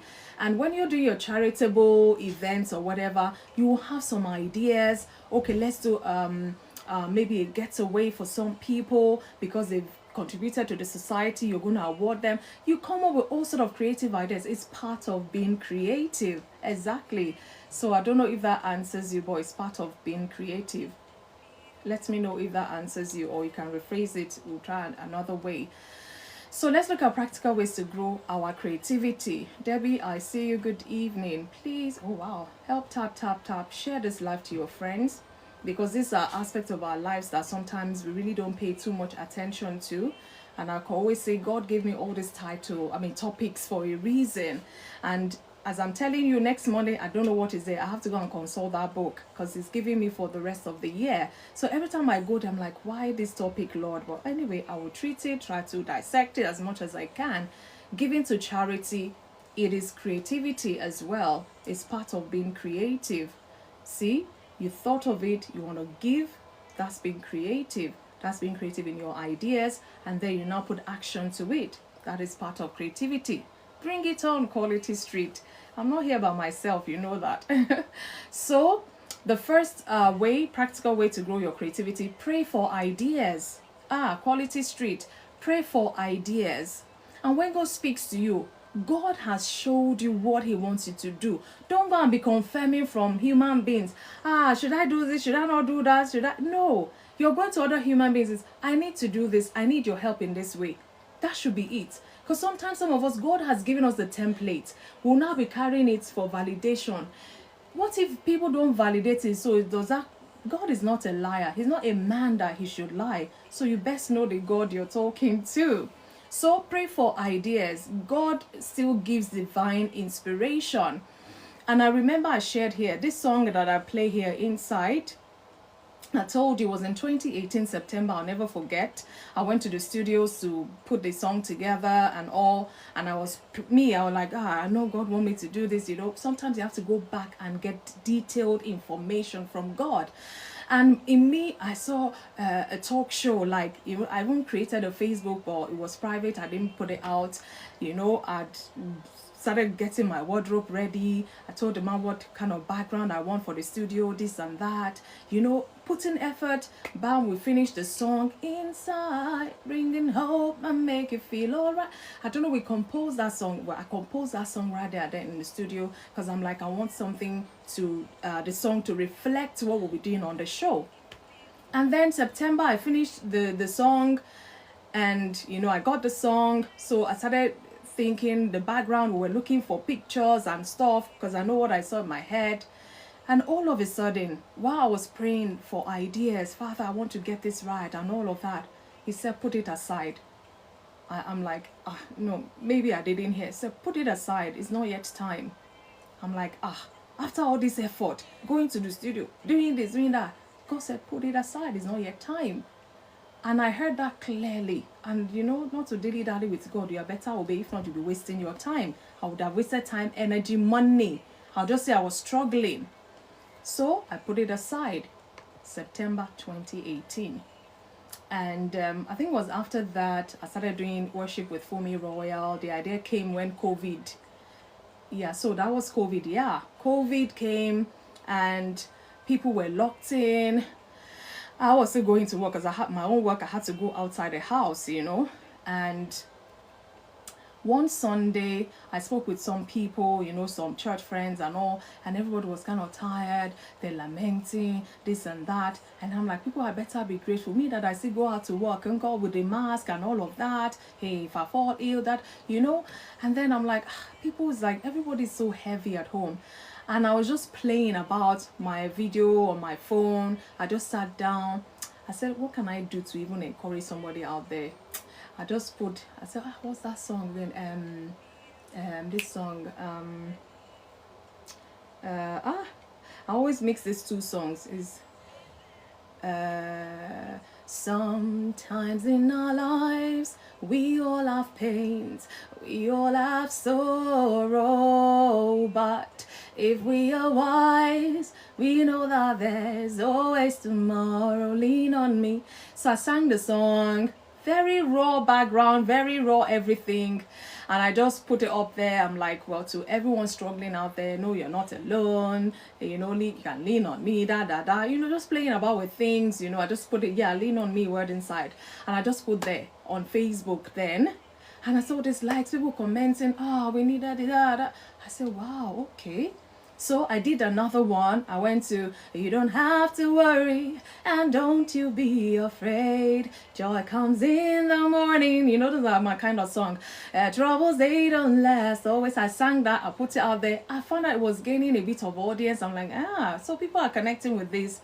And I love the comments that at least I'm helping someone to not overthink or whatever. So it was whilst I was just doing that very raw, guys. If you go on my Facebook, you will laugh. In fact, you almost think it wasn't me. We will laugh. And I just put it there, and all of a sudden, I just felt this thing like, you know what? Pick songs, 5 minutes, just do it, and just be a blessing to someone out there. So I now had to, okay, let me just sort my background. Let me do this, So I'll just come with one song, especially the ones that I'm very comfortable with. All sort of songs, hymns, and what have you. So it was worship with FunmiRoyal. The name had come up then. I didn't know what God was doing. It was helping me to build my confidence, sitting down, talking like this. I didn't know, even though I used to record that.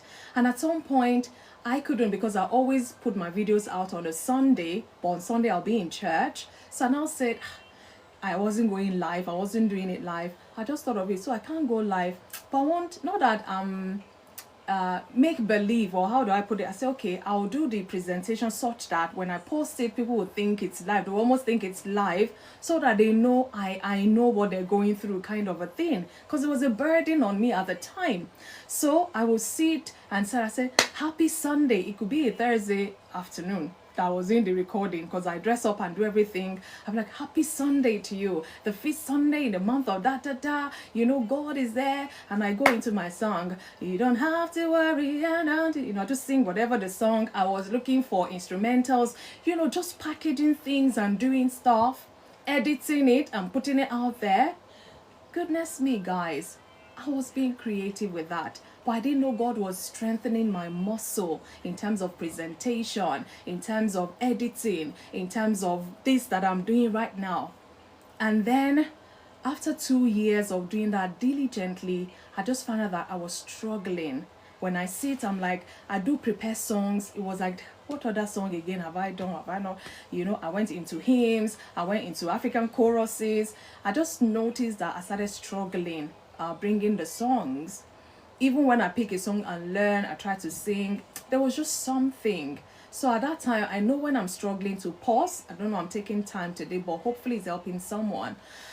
I went to God. I'm like, Lord, I don't know what's happening here. I've been doing this for the last 2 years and I'm passionate about it. I love it. But why am I struggling? And then when I heard, no, I lie, actually. I prayed. I was like, I wasn't hearing anything. I was still confused. So I just stopped doing that. Worship with FunmiRoyal. I stopped it because I needed clarity. I needed to know if he would want me to continue or if he would want me to do something else. So I was struggling. It was heavy. I'm like, Lord, I know you're speaking, but maybe I'm too excited to hear you. Help me. I remember this Saturday, guys, some of you here, you will know Big One. You know Big One. Like I said, I've known him since I was a teenager.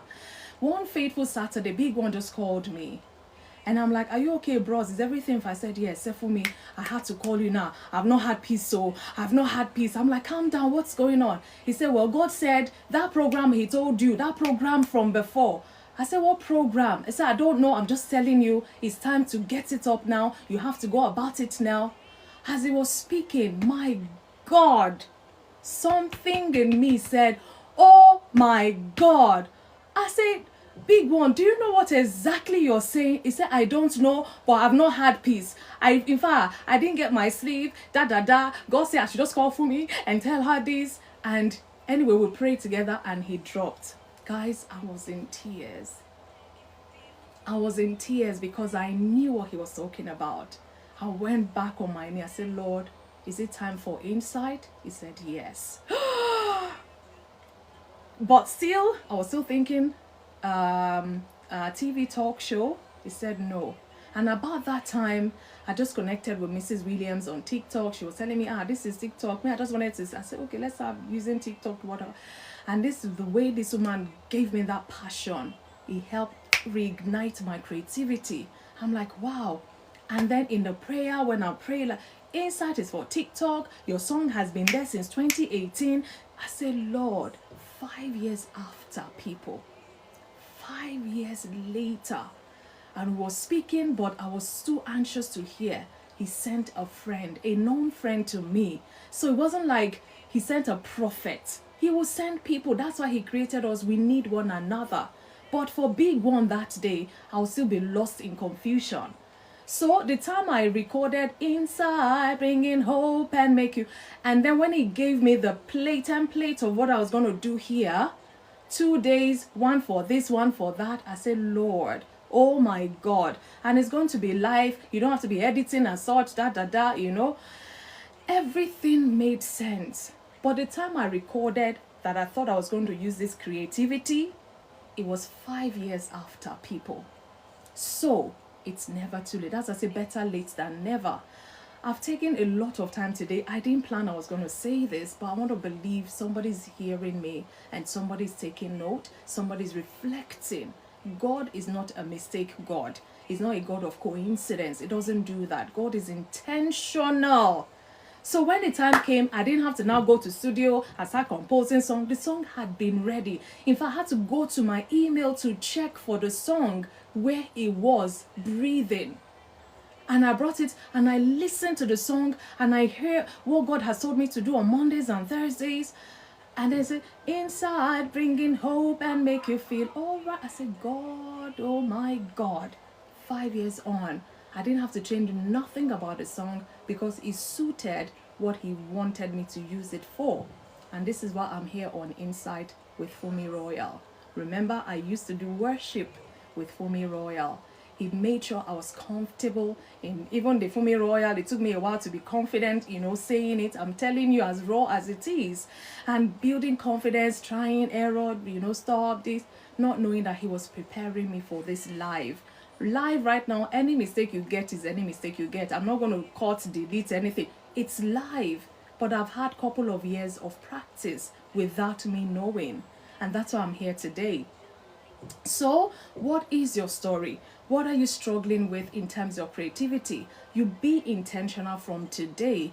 Ask God questions because he's your creator and he knows why he has put that gift in you, that creativity in you. It's for a purpose, it's for a reason.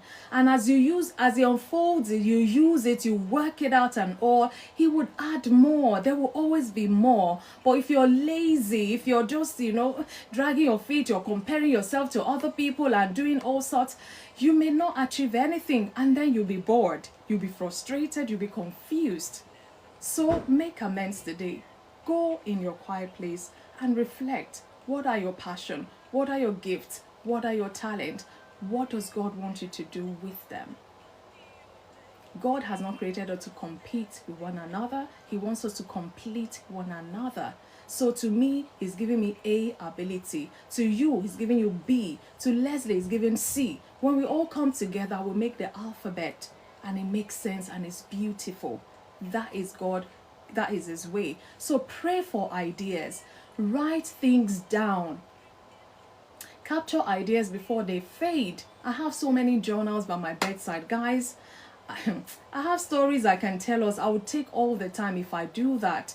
Another one just came to mind about my private practice, Lighthouse Counseling Services. I had that years before I was coming to study counseling in the uni.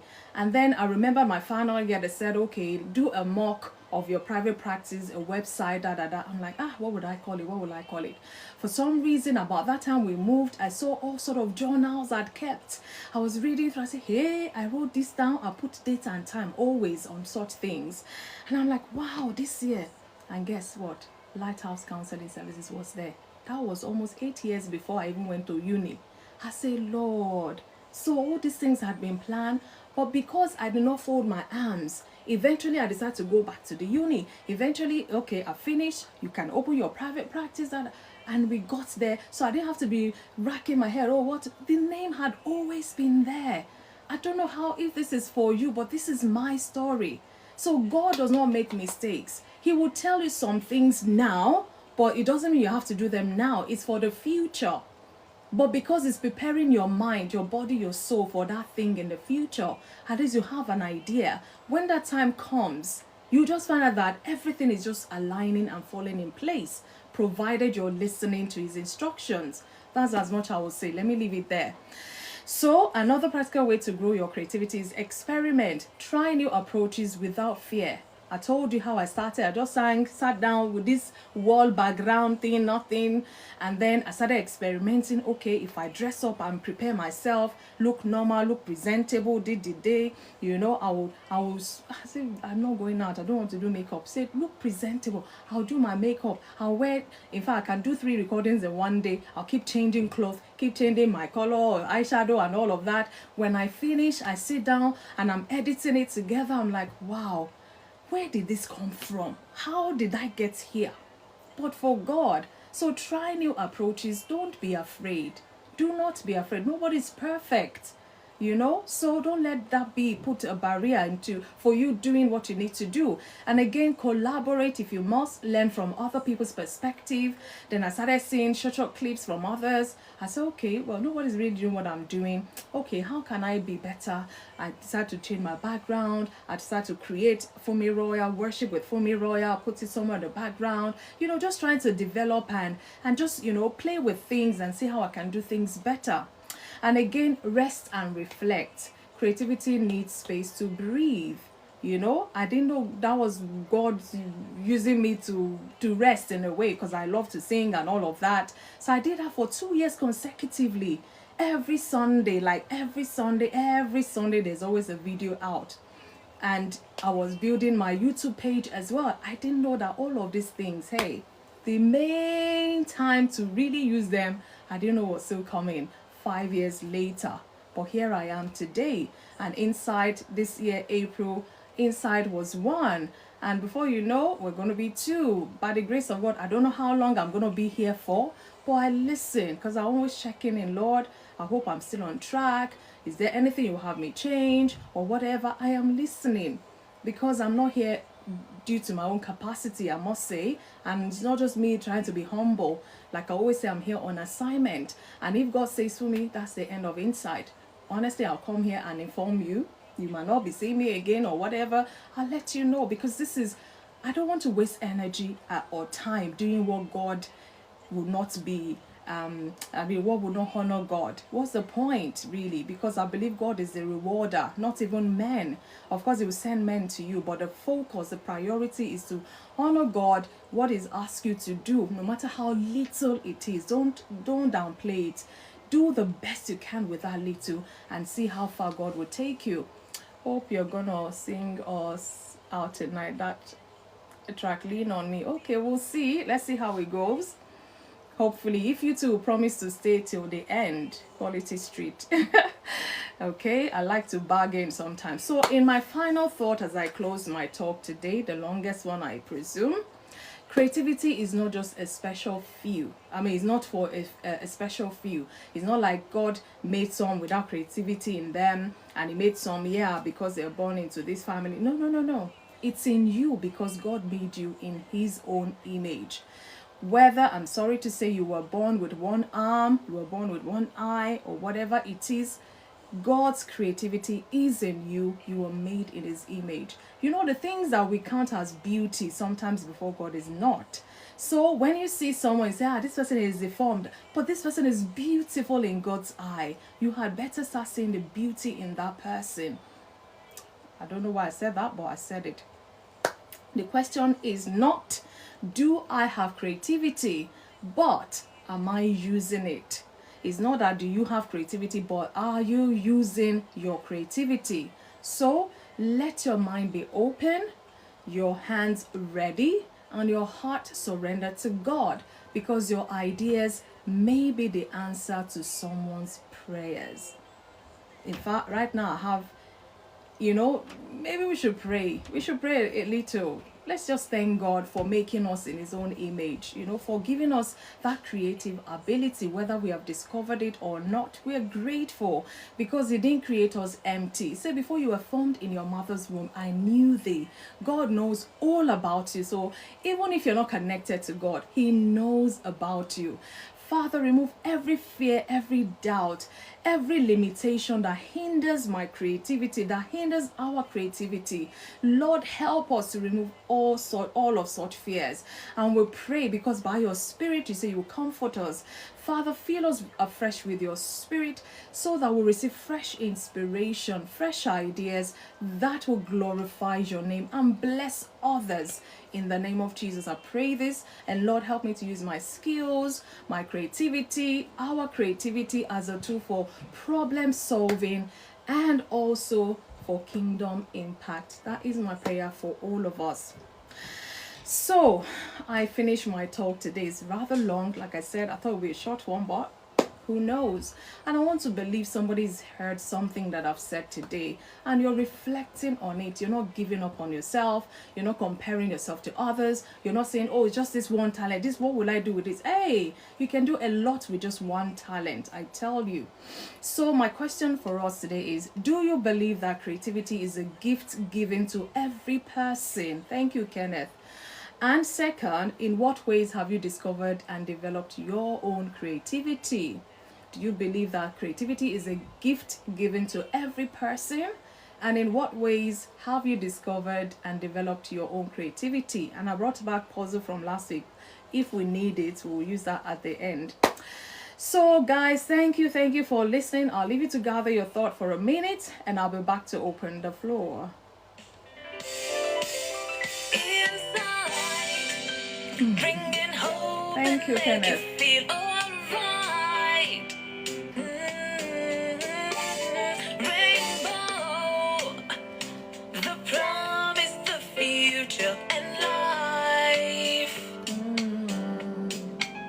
Let this light that's within me shine to the whole world, whole world. Light, let the dawn of a new day bring understanding and love. Oh, inside,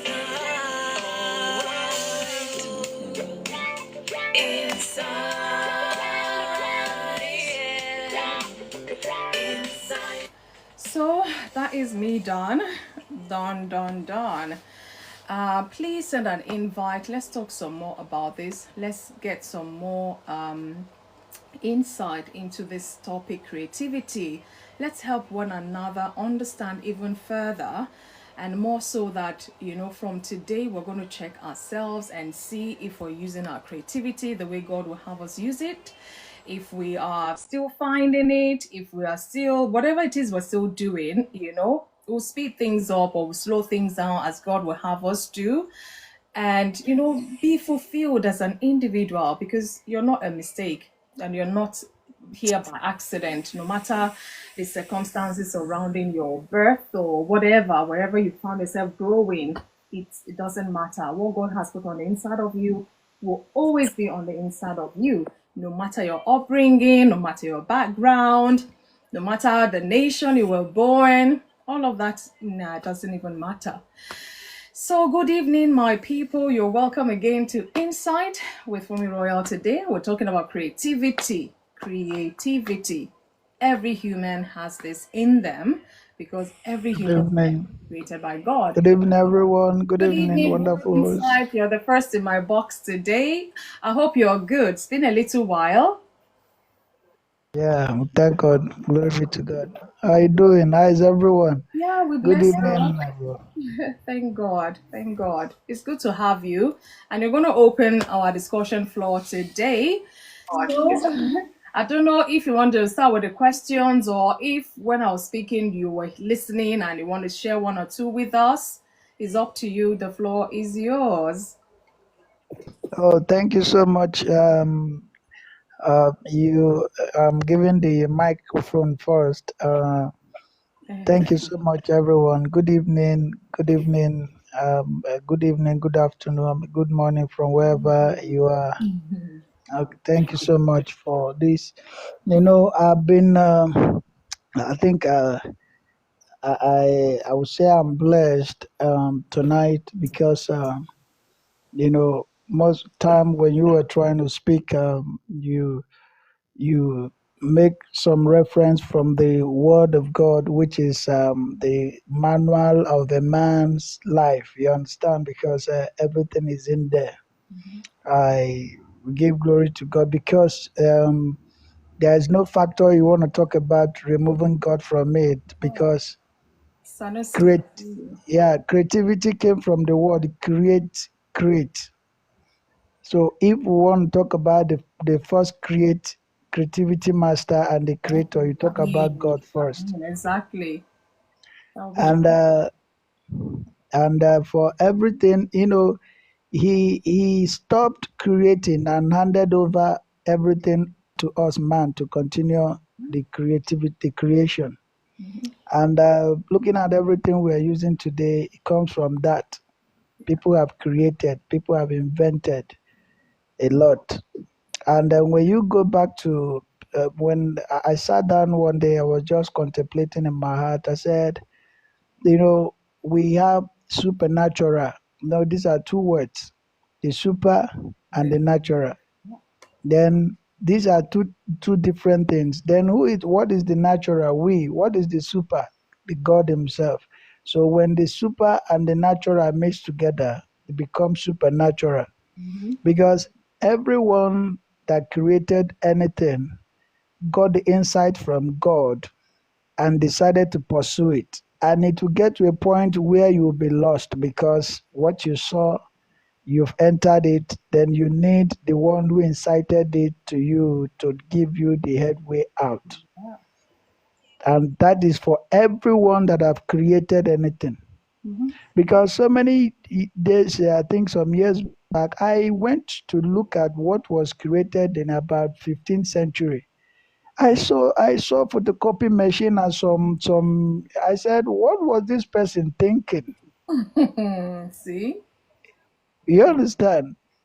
Yeah. Because right now I'm into fashion world. You understand? I sew. You Okay. understand?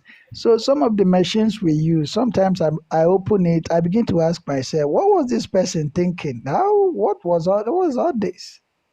But for How you, did you can't he? understand it. But to I them, it can't makes understand it. sense. Yes.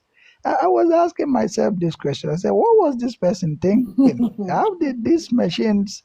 Because when in the fashion world, when you see machines, you put your two hands off Maybe is because machine you you're talking about. What of a car? Have you opened an engine of a car and see all the what jagbajantis? I'm sorry to say. let me let me be honest with you. What is in some of the machines is bigger than what is inside cars. Oh, Really? honestly. Oh God. So No. with all due respect, I look at those things. I say, what was these people thinking? You understand? But in all, I give glory to God Almighty because God. and this night, well, I'm blessed for you to give for have given me the microphone first. I want to plead with everybody in the house. Please don't be like me because 25 years ago Mm, something happened and God told me to do some things and I said if I don't make money I'm not going to do that because I don't want to depend on anyone to do the work of God.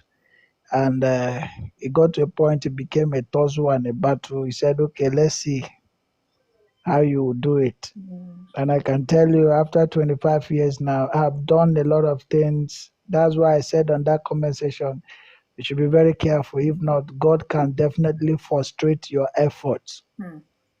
You Wow. can you can't beat it. And this year I give up. I lift my hand because I'm in my 40s already. He said, "Let's see how far you go." Mm. So what am I trying to say? Even this word insight that you see here, when I created, I wanted to come and do something different on this You app. remember? You remember? But I used to tease you when you newly joined. I'll be like, "Word Insight, welcome to Insight." Okay.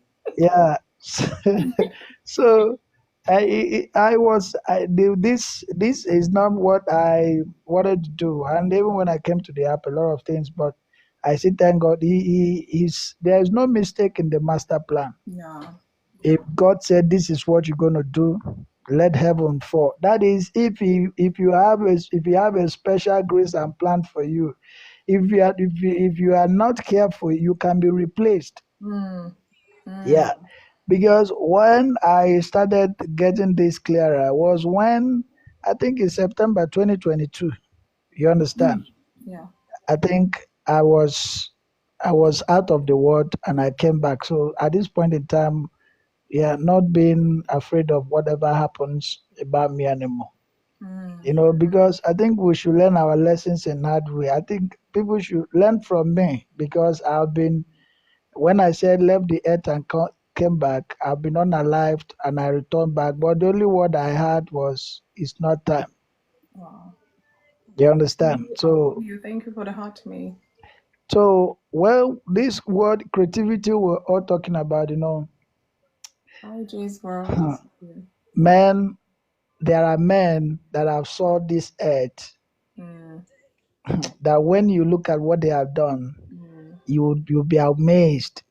And I would say in creativity, there are two things you can't walk away Oh, from. really? I see you. You know, failure is part of success. To me, failure is a progress and Jay's success world. is I a see you. process. Mm-hmm. You understand? When we talk about creativity, you must fail first. So don't be afraid of failure. Yes, please tell them. Yeah. Failure is a progress. You must fail to succeed. That's just what it is.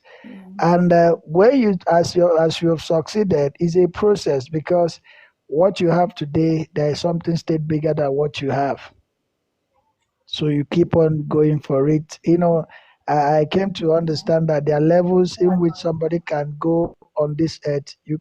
Penury, poverty, rich, wealthy, successful, and prosperous. When somebody say I'm prosperous, then there's a blank check. He or she can have anything money can buy.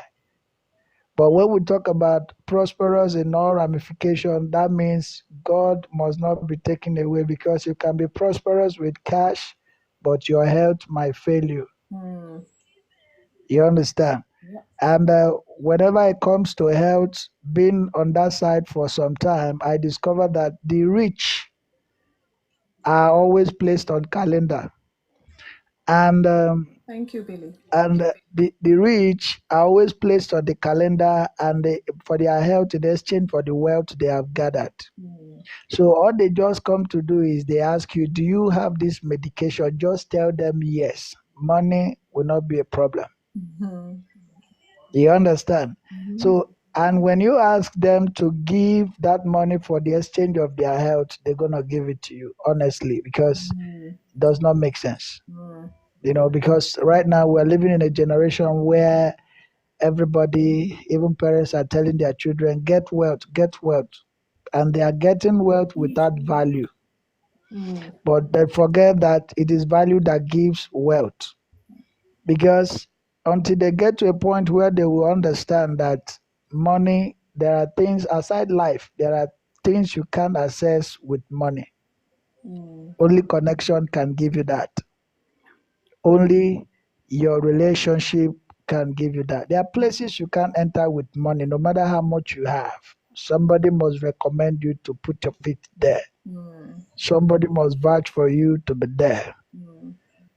Because when you have the money, and sometimes you discover there's something you want to get with the exchange for the money, and that thing is not available, that is when you know that money is useless. Yeah. You can buy You all know, things, yeah. yeah. So this creativity is something we cannot run away from. Is anyone creative? Yes. Because the God who created us is a creative God. We are creatures.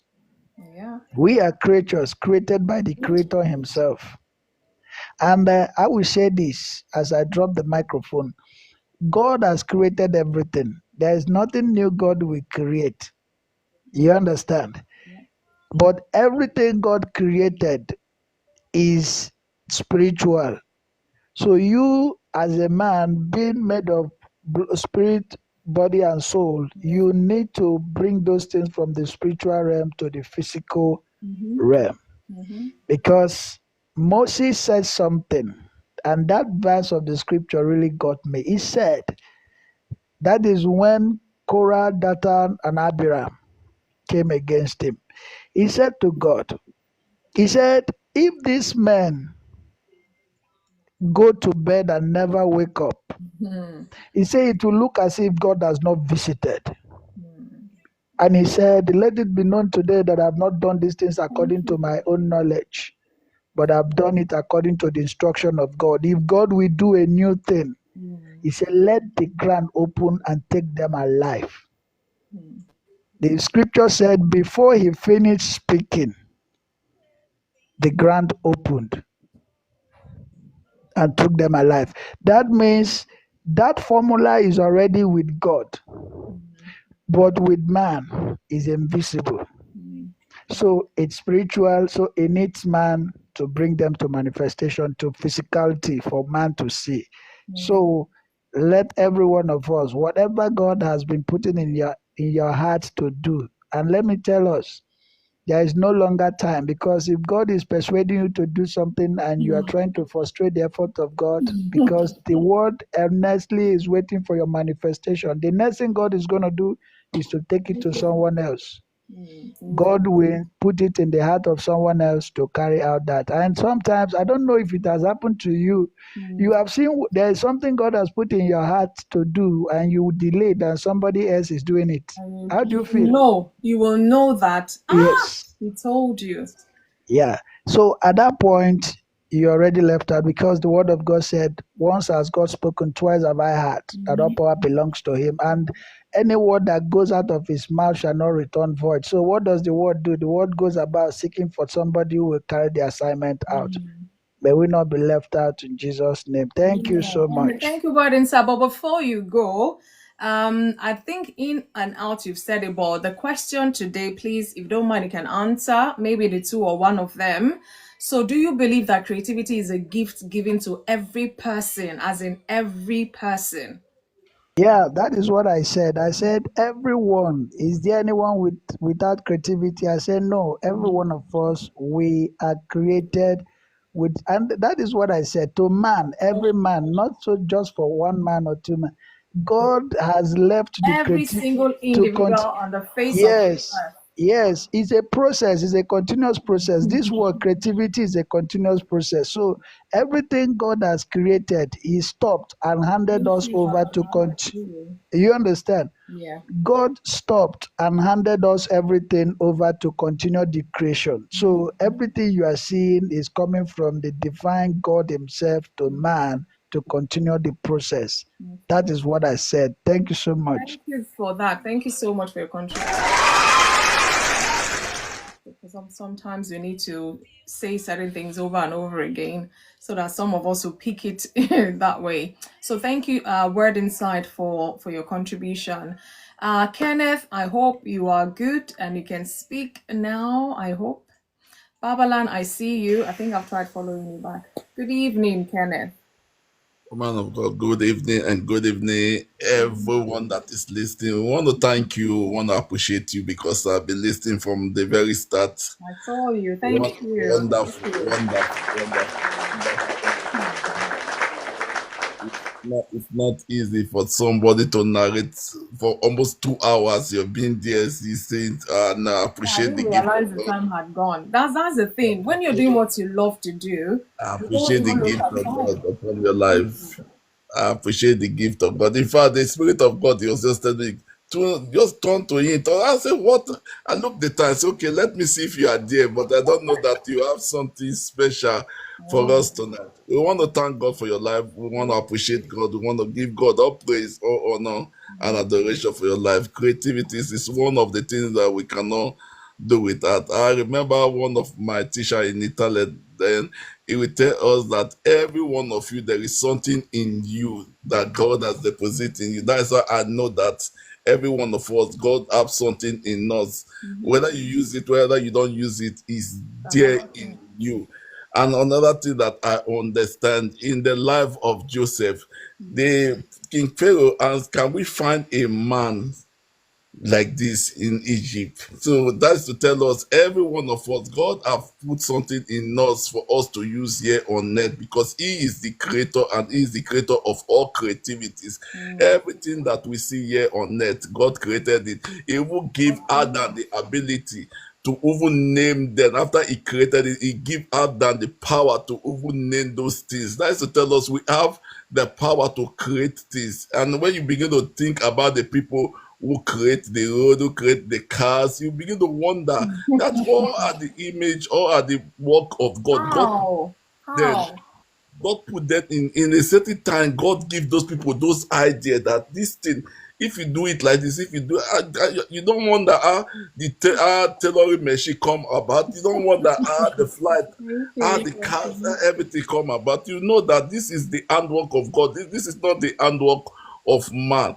I really appreciate this topic because you have made me to learn a lot, and those things that we are not using that God has deposited in us. Tonight now we begin to ask God, God, what is that thing? Because God don't like us to stay in one position. That is what He don't like.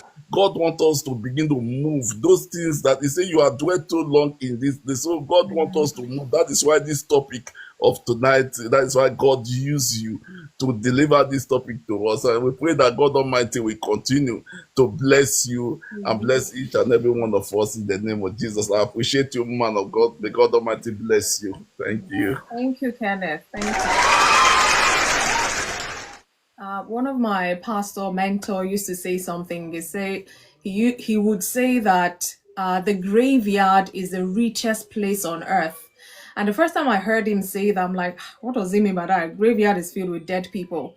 He said, I can see all of you, the look on your face. You're wondering, graveyard, the richest place on earth. He said, yes, there's a lot of talents, unused talents that are buried there. It hits me like, wow. So he will always say, find what God has created you for and begin to run with it. Otherwise, whether you use it, you don't use it, one day, somebody will still bury somebody. And then you have to go and give account. So it's very crucial. Thank you so much, Kenneth, for your contribution as well. So I'm coming to you, Leslie. Good evening. How are you? I hope you are good. Happy Monday to you. Oh, God, Leslie, are you there? Or you're busy in the kitchen? I'm in the kitchen, so I just had to run for the kitchen. So when you knew it was going to be your time, you now went to the kitchen. How about? Kitchen work is creative work. When you come to making food, you have to be creative. So if you are very good in setting, creativity is very recommended in kitchen work, especially if you're making dinner. Honestly, it is very artistry, or what do Mr. Leslie, it's like a host know you very well. He said you are in the kitchen. Actually, you are in the kitchen. we know it's a common thing. Everybody on this platform, we know. See, it's funny enough. Before I got my wife would tell me that I hope you know how to cook, and I'll tell her, look, don't worry, I've been cooking for a long time. She's like, no, I'm going to rely on her. Now she's like, even if I go, I know that you will not miss me for food.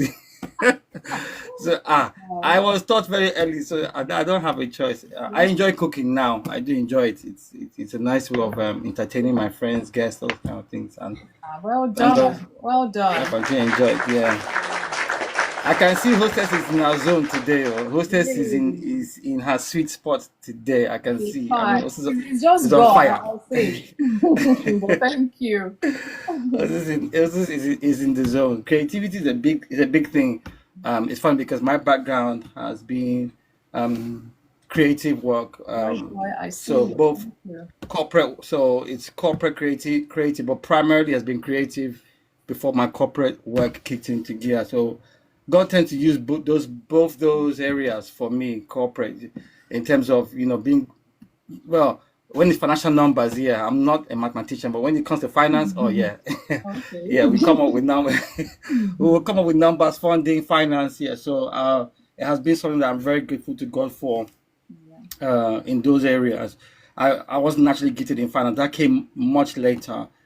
In my teens, I began, that. But it has been creativity has been my thing. So in terms of films, media, even web design, the whole works, everything that's got to do with something creative. I actually thought I was going to do engineering at one point, and I actually got into it, and then I just didn't have any peace. I didn't have any peace. I left Nigeria, came here thinking I can still do that engineering, and I got here and I didn't have any peace. And I'm very grateful to God. Thankfully now, I think my son will go and do engineering, so that's okay. That has been wasted. Maybe you were paving way for your son. Maybe. Yeah, no, that one's going to be engineer. That one, it's in his brain. But yeah, creativity is a blessing from God. I really believe that God is the God of creativity. There's, that is, no one's going to top God. Every invention, I don't care who the person is, they're getting it from God. They may not acknowledge him. That's their problem. But they are getting it from God. You think about how many inventions, creativity has come through dreams, come by mistakes, come by just pure, just favor, just a chance moment. It has to be God. Even you think about the web. there's a scripture, and I remember when I was in uni, because I did my first degree was in communication design and technology, and one of the things that I remember telling my friends, I said, even this internet, it came from God, and they were like, prove it, prove it. I said it's in the scripture. I said, and it's in Proverbs. And I tell them that the Bible says that Solomon said there's many things. There's 4 things that are they're small, but they just get everything. They're just incredibly wise. And one of those things is a spider. He said that the spider can be found everywhere. And I said, what does the spider web? What does the spider make? They said, the web. I said, what do we call the internet? The web. Whatever the World Wide Web you have given it. I said they came. They were. And then I gave them. And then when they read it, I gave them 5 translations, and they were like, "Wow!" I said, "Let me tell you, even if you don't believe God, this thing is from God. You cannot escape it. It's indelible." You know, there's what my son was telling me recently, Pastor. But my son was telling me recently that there was a train that the Japanese made. It's now become viral, but he actually has been studying this thing for a long time, and he said that the train used to make a particular sonic boom. And they were trying to find out how to, eliminate this sound, because it was quite problematic. This was Japanese that did it. Yeah. And he said that they looked at the kingfisher. The kingfisher is a bird. It's a very unique bird, and it has a particular beak that when it goes into the water, it's almost seamless. It just goes in and it goes at a very fast speed without making a sound. And that was the design they used to now eliminate this problem of the sonic boom. They got it from God. I think there's a guy who actually wrote a book about everything that we're doing today, and wrote it and brought it back to scripture. Every single design. So your car, rockets, everything back to scripture. Even email, technology, back to scripture. Everything, So for me as a believer, is very important.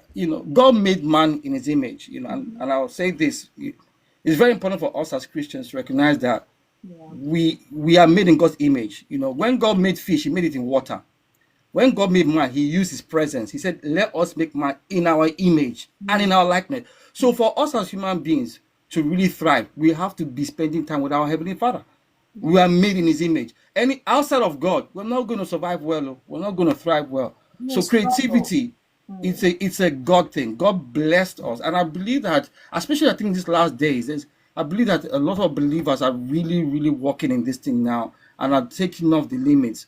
One more thing I must say, I think is very important. In this creative journey, whatever you're doing, a business or entrepreneur, anything, there is not a perfect, because God behind does not mean it's going to work in perfection. There's going to be days that obstacles, things you're going to overcome, struggles, this certain things. Don't be afraid, because I love what my brother What the Inside said. Failure is part of the journey. Don't be afraid of failure. I don't want to say certain things here, but financially, if I look at how much before we started to generate income, how much I lost financially, businesses that didn't work the first time, even though God told me to. And today now, where we are, our company has been for 8 years running non-stop. And I used to look at it like, how? Before, you do one thing, after like 6 months, it's just not. But all those things are training steps. Never give up. Never. No, even if you go under, even if you go under, I'm not going to tell how much I've been under. I don't want to scare anybody. Don't worry, we are fine.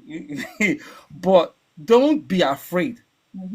If God is behind that thing, don't be afraid. It's a journey. You're gonna go to there's a mountain there's gonna be a mountain experience. If you persist and continue, don't give up. Don't think because God's behind it, it shouldn't fail. It might not work the first time. Let's not forget, even God, when he made man and Adam and Eve, you think he was happy that they fell? He wasn't. But did God stop? No, God continued until Jesus came. And Jesus was perfect. And then the perfect one laid his life down. So let's not get into this thing that because it's God is never going to have a problem. Let me tell you, that's not realistic. Reality is that you're going to learn it. And every experience you're going to go through, they are all part of the process to strengthen you for the real thing. Trust me, when that thing happens, there's no just rehearsal. You can't go back and let me know. So you appreciate the journey. Don't be in a hurry to, oh, I need to get to that destination. That destination is not the goal. The goal is that our character is like Christ. All those other extras, the creativity, they're all like the tie-ins to help us to get there. But ultimately, God wants us to be like Jesus. So creativity is a wonderful thing. Like I said, what I've noticed in my course is that it's both corporate and creative. Whether it's digital media or financial administration, or whether they're doing management accounts, all those things, I've noticed that they tend to go hand in hand. But the strongest one for me is creative media. And I think, and I'm very grateful to God for the journey that it wasn't cheap, even in our marriage, for us to be doing what we're doing now as a couple, married, in business. I don't take it for granted. A lot of people think, oh, we're not lucky. No, this is not luck. I'm gonna say it's not luck. This is something I believe that God was very invested in, and we said yes to it. And we didn't know how difficult and scary it will be sometimes. And I'm talking like, we're not sure of the next meal. Again, that's not our story now. I know. But it was like that. It was like that. But we did not stop. We did not get to a place where we're attacking each other. We said, no, we are in this together, and we're going to come out through the other side because God has told us to do something. So I believe it's very important that in this creative journey, in whatever endeavor you're doing with God, don't just be looking for the highs. Also thank God for the lows. I'm telling you, accept the lows, accept the difficulties as well. Because the day you will meet the strong people in this world who don't know God, by the time you meet them, I'm telling you, you will look like, this person don't mean nothing to me. They don't scare me. Why? Because God has done things in your life that when you face them, you like, you know what, that's just another day. It won't phase you.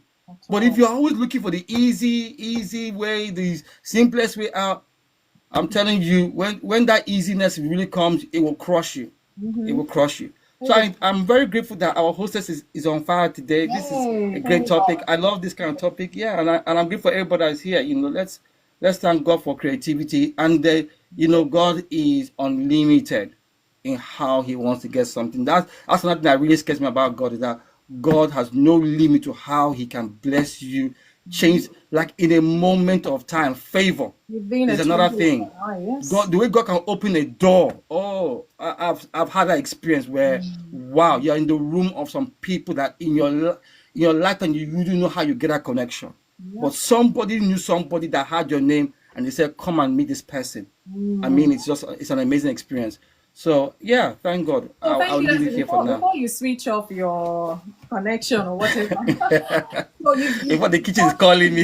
You've actually touched on the two questions about creativity given to every person, and you technically told us you kind of discovered your own one. So I want to, if you can, talk briefly about comparison. You know the way we are. The people that started my business, journey with, they're not here today. And one of them, I'm not going to call him, is my brother, but I'm not going.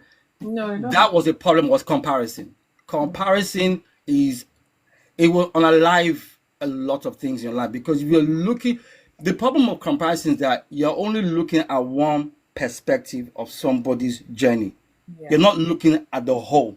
It's a problem. You're not understanding everything it took for them to get there. I'll give you a good example. I remember working with a music artist, and they were like, "Oh, they wish they could sing like music. They could sing like Michael Jackson." I said, maybe we should also be beaten like Michael Jackson as well. Maybe we should be tormented like his father tormented. Would you like that as well? And then, is it that what it takes? I said, well, that's what produced the result you're seeing. Exactly. So it can't be one. It's not one or the other. It's part and parcel. I say yes, Michael is talented and everything, but the training and the rigorous, I said, you will not want that prize. You won't want to go through that. So I said, look, just ask God to give you the one that you are meant to do, and be faithful in that area. But trying to compare yourself with this person, that person, you're only looking at one perspective. I said, it's good to appreciate the talent. It's good to appreciate what they're doing. It's good to even learn where you can learn, but don't compare yourself with somebody else, because even your journey and your story is unique to certain people that God has prepared you for. So the comparison thing, and like I said, the people I'm working with today are not people I started with today. They're not the people I started with. the only person I can say has actually stayed, and that's has been just the grace of God. Is the third person now in our company. He actually joined 5 years into my business work. So So wasn't the there people at I the started beginning. with, Yeah. the people I started with, now they're all like, "Oh, we didn't know." I said, "Yeah, yeah, it's good, but praise God, God has given your own to go." So yeah, comparison is a dangerous thing. I'll say it's the one of the ways that the enemy really can play on your mind, and you gotta. That's why again, you gotta go back to the one that gave you the assignment. Keep staying faithful to God, and keep.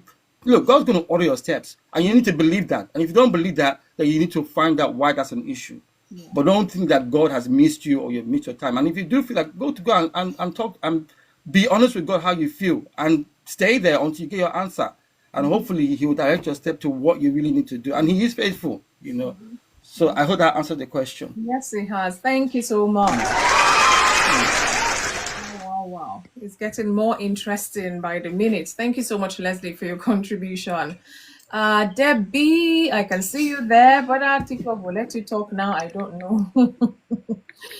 So let's hear you, Debbie. Good evening. I hope you're good. I'm fine, thank you. I just need a divorce lawyer. You keep saying that. I've I told need a you, power in your tongue, bro. Begin No, to. I need to divorce whatever married me and TikTok have for them to be treating me this way. We That way don't we do can be we on won't do neutral. divorce on inside, so mind yourself. That way we can be, what is it If they called? We can be divorce on you will not even be able to log in at all. You know that. no. We can be on neutral ground. When I collect 50% of their money, they won't be treating me this way. All right, as my people will say. It is Well not. done. Good evening. Good to have you again without being thrown out now. So quickly, you better give your submission before you do your divorce. Don't worry. No, it means I will still win TikTok. They are just wrong. Yeah. Oh well. Mr. Leslie, thank you so much for gracing our screen, yeah? It's good to see your You face. want to follow suit?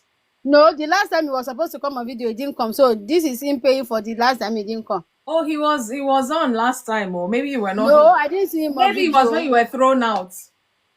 No, I didn't see him on video. This is the first time I'm seeing him. No, he was on the last time. Was he on? Yeah, last week. Yeah. No, I'm not talking about last week. There was a day we were all supposed to be on video. Okay, maybe on our anniversary or when. Yeah. So, see? Okay, well, so he has I redeemed remember. himself. Today will be the second week consecutively. So well done. Yeah. That's nice. So maybe Leslie will encourage others to do same. Okay. Some of us are not encouraged. Okay, no worries. Let's talk about creativity now. Yeah. Anyway, Mm-hmm. I believe when it comes to creativity, every one of us, we are born with something, either great, either small. We say for everyone there's a mantle of honor. Some are of gold, some are of silver, and so on. Somebody is daring you, Debbie. Oh, who is daring me? IJ's World. Even me, Debbie, let's see your camera. Drop a lion. Come on, Debbie. Drop a lion. What kind of You lion? don't want The lion to conqueror, I the don't drop lion in the comment section. No, I don't wait, want now, comment lion. the conqueror, the champion, the lion is here. Eh? What kind I of don't lion want do you that one. want? Don't You see, when you were talking and you said you're a fashion designer, I already know. I should be careful of you. I did not say sing lion for me. I said drop a lion. It's too late. He sang already, too late. See, somebody dropped a lion. He's even roaring. IJ, if I come for you. Well, when it comes to creativity, we all are born with one thing or the other. The only thing I will say about it is, as early as you can, try to discover it. If you don't know it, pray for it and let God show it to you. And please, when you know it, if you are doing it as a passing time, as an hobby, you are excused. But if you are doing it in a way where you want the world to accept it, you want the world to repay you for it, you have to do it in a way that will be presentable.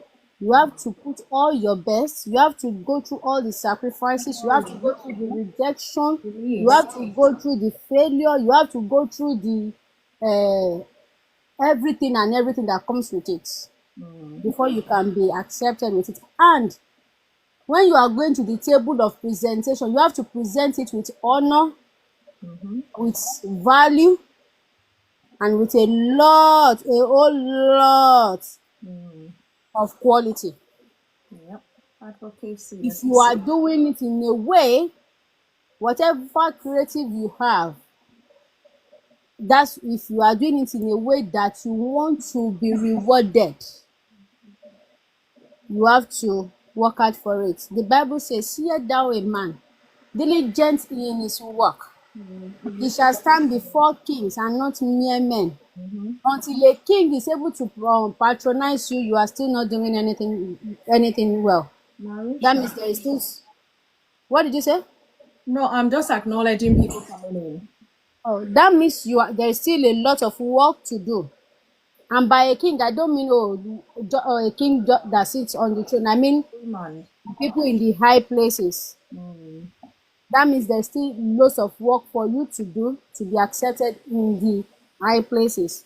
But if you are just doing it for the sake of doing it, well, you can decide to do do it however you want to do it.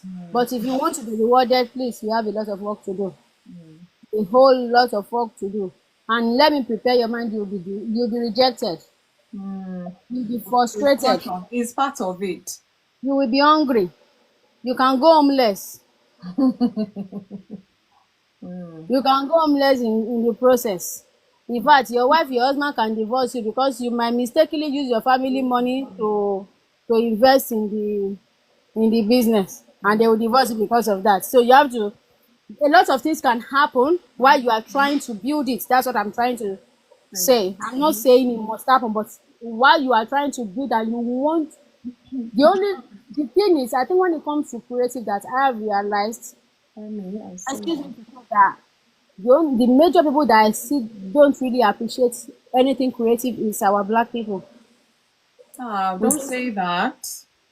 my lady, I'm in their world. You're not in other people's world, so you don't know. I am in the world of this I'm creative. frowning. Debbie, I'm frowning at you right now. Look at my face. In fact, You can frown at me, it's okay. But I'm saying that don't appreciate it. When I say appreciate it, I'm not saying they don't know about it. I'm saying when it comes to paying the worth of it. That's what I mean by appreciation. okay. Pretty messy, I see you. That's what I mean by appreciating it. But I'll say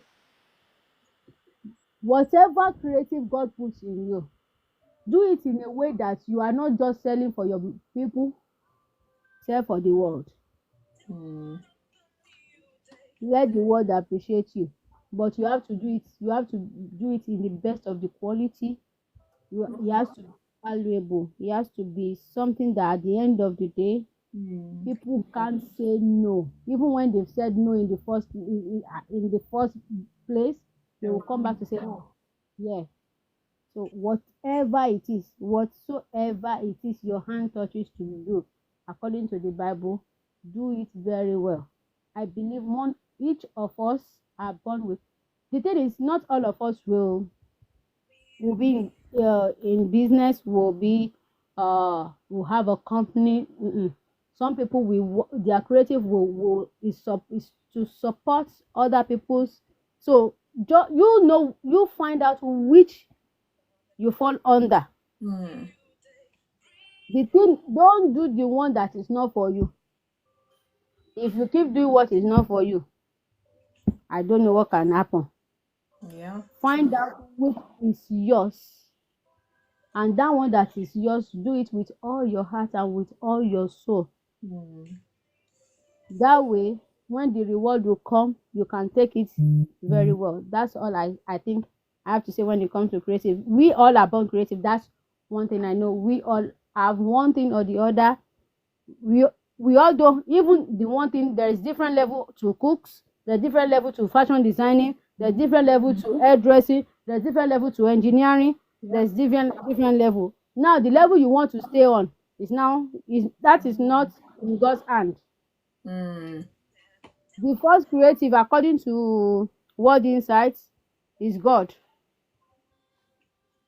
And to be honest, if you can look at God, and if you can look at yourself, you know how much of a creative that father is in his own world, because we all are different from each other. Debbie, I want us to quickly ponder on this. I mean, how can this not blow our minds? Look at Earth, the whole world, and billions of people, culture, and all that, and not one person is the same. I mean, imagine that. You are talking about that one. I was walking in the park which day. I think we were looking at flowers. From one tree. We have different shape of flowers, and then that flower now have different shades of purple. I'm like, this God, You know, you can't just be kneeling down in the middle of the road in London. They will be think something is wrong with you and be.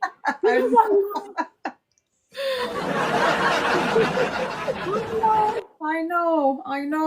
I mean, you're blown like. Are you talking about birds? Have you seen peacock?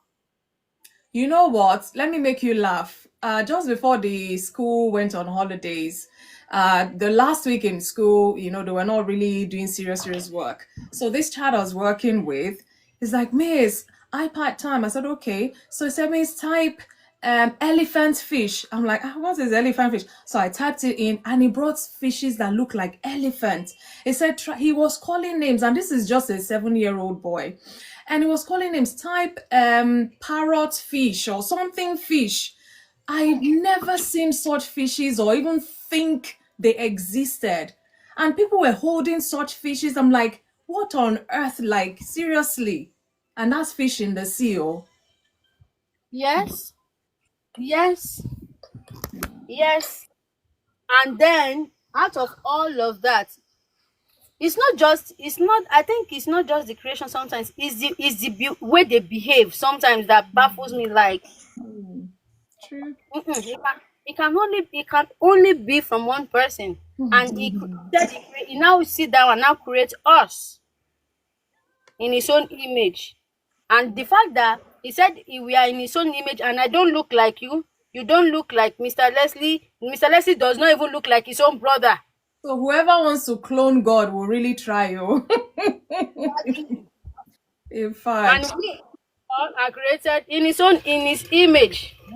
Yeah, which means female. God is you is God. My God. That's what it is. God is you is God. In one way or the other, you have his wisdom in you, you have the spirit of God in you, you have his image. You are carrying his image. So I would say, whatever you have, try to discover it. Yeah. I pray it's not before we discover it and develop it. Okay, thank you for saying that. So that will bring me to a question that I'm directing to you. So what would you say about laziness when you're talking about creativity? Do they go together? In a way. Okay. In a way. But when you say laziness, is it laziness to discover your creativity? You even discover it, but you're lazy to develop it. So what do you think such a person can do, or what would you advise them? Is the person a Christian? It doesn't matter. They are born with the creativity. As long as that's why I said, the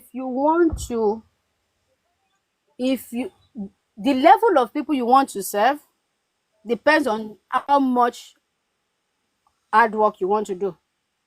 If you want to serve the king, Vika, I see. You have to work hard.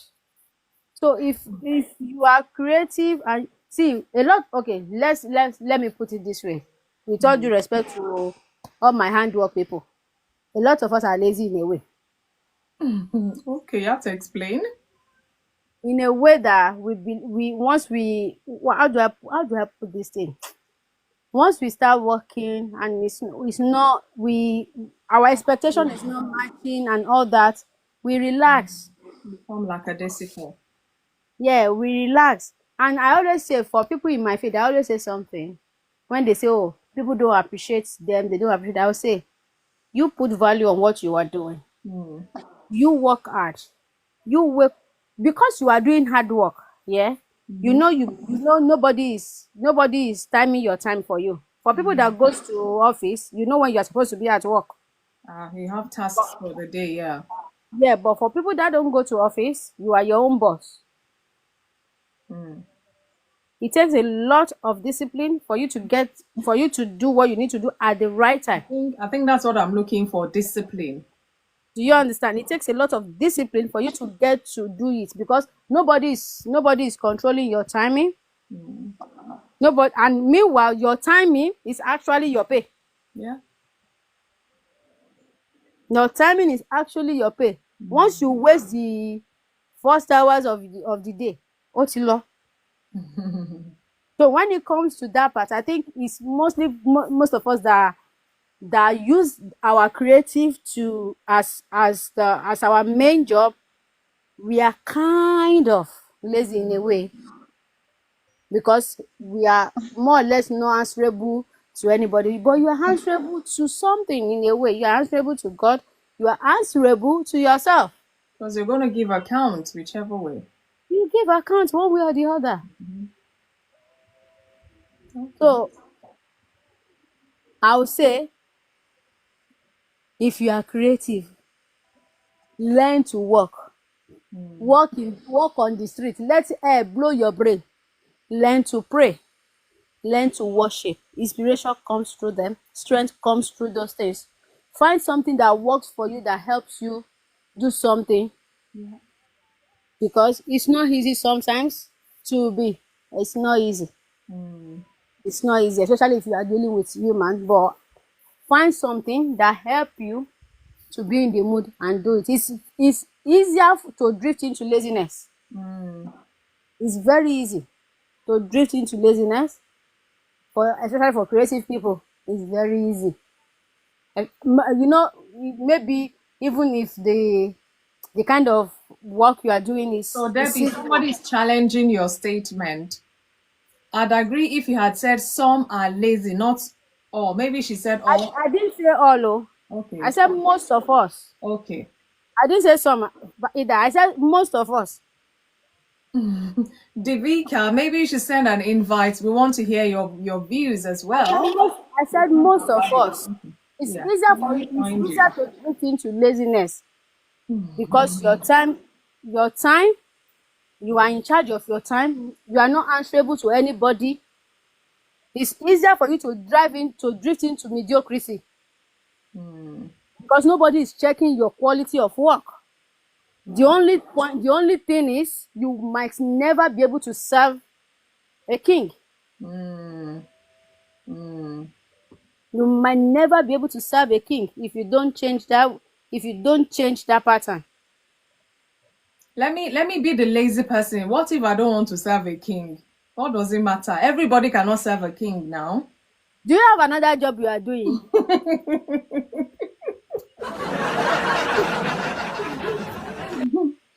No, let's say you are not serving a king. I understand, but is it only that one creative work you are doing? Some people are just one gift, so to say.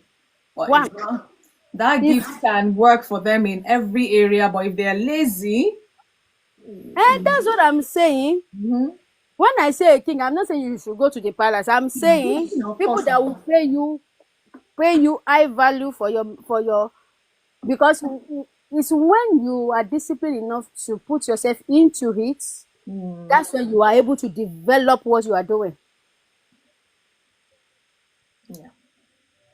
That's when you are able to develop what you are doing. If you don't put yourself into it, if you are not disciplined enough to study, the Bible said, study to show yourself approved. A workman who needs not to be ashamed. Rightly, hello. When don't let me go into it. Oh, when we come to Go. it's something that happened. I see. I can decide not to work because nobody will come and ask me what did I do with my day. But my life will ask me in the future. Oh, then I see you. My children will ask me in the future. The quality of life I will live in the future will ask me if I waste it I or see not. you. And when I get to the throne, they will ask me the time of life that they gave you, what did you use it to do? Sleep or you work? Because sometimes you say, oh, God bless the work of my hand, God bless the work of my hand. But the work of your hand that you are doing, the quality of the work of your hand you are doing, if you are the one that they send the blessing through, will you deliver it? That quality you are doing, that quality you are doing. You're giving. Will you accept it yourself? Yeah. Yes, let's say you are a hairdresser, but even your weaving is not You're balanced. the baker. Thank Will you. you pay yourself? Will you pay yourself? If you are a tailor, the neck of your blouse is supposed to be round, but the V is on the other side. Will you pay yourself? That's the now this is where I was actually I'm trying not to eat it like that.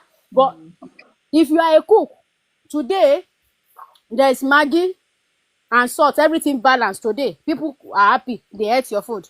The next day, you didn't write the recipe down, oh, you didn't measure it. You now come the next day, Maggi on the side, salt on the side. Will you pay yourself? Because the question is, will you pay yourself? What if the day you do the nonsense part of the work is the day the person that's supposed to pay you comes? That's why I said most of us that are creative can be lazy because we believe we are not answerable to anybody. Okay. So the question, if you can sit down, look at the job you did yourself, the hair you do on somebody's head, that song you sing that the instrument is not balanced, the writing you are writing that is not balanced, whatever gift God gave you, you sit down, you want to be paid for it. You should ask yourself a very truthful question. Will I pay myself if I'm the one to pay for this? Good question.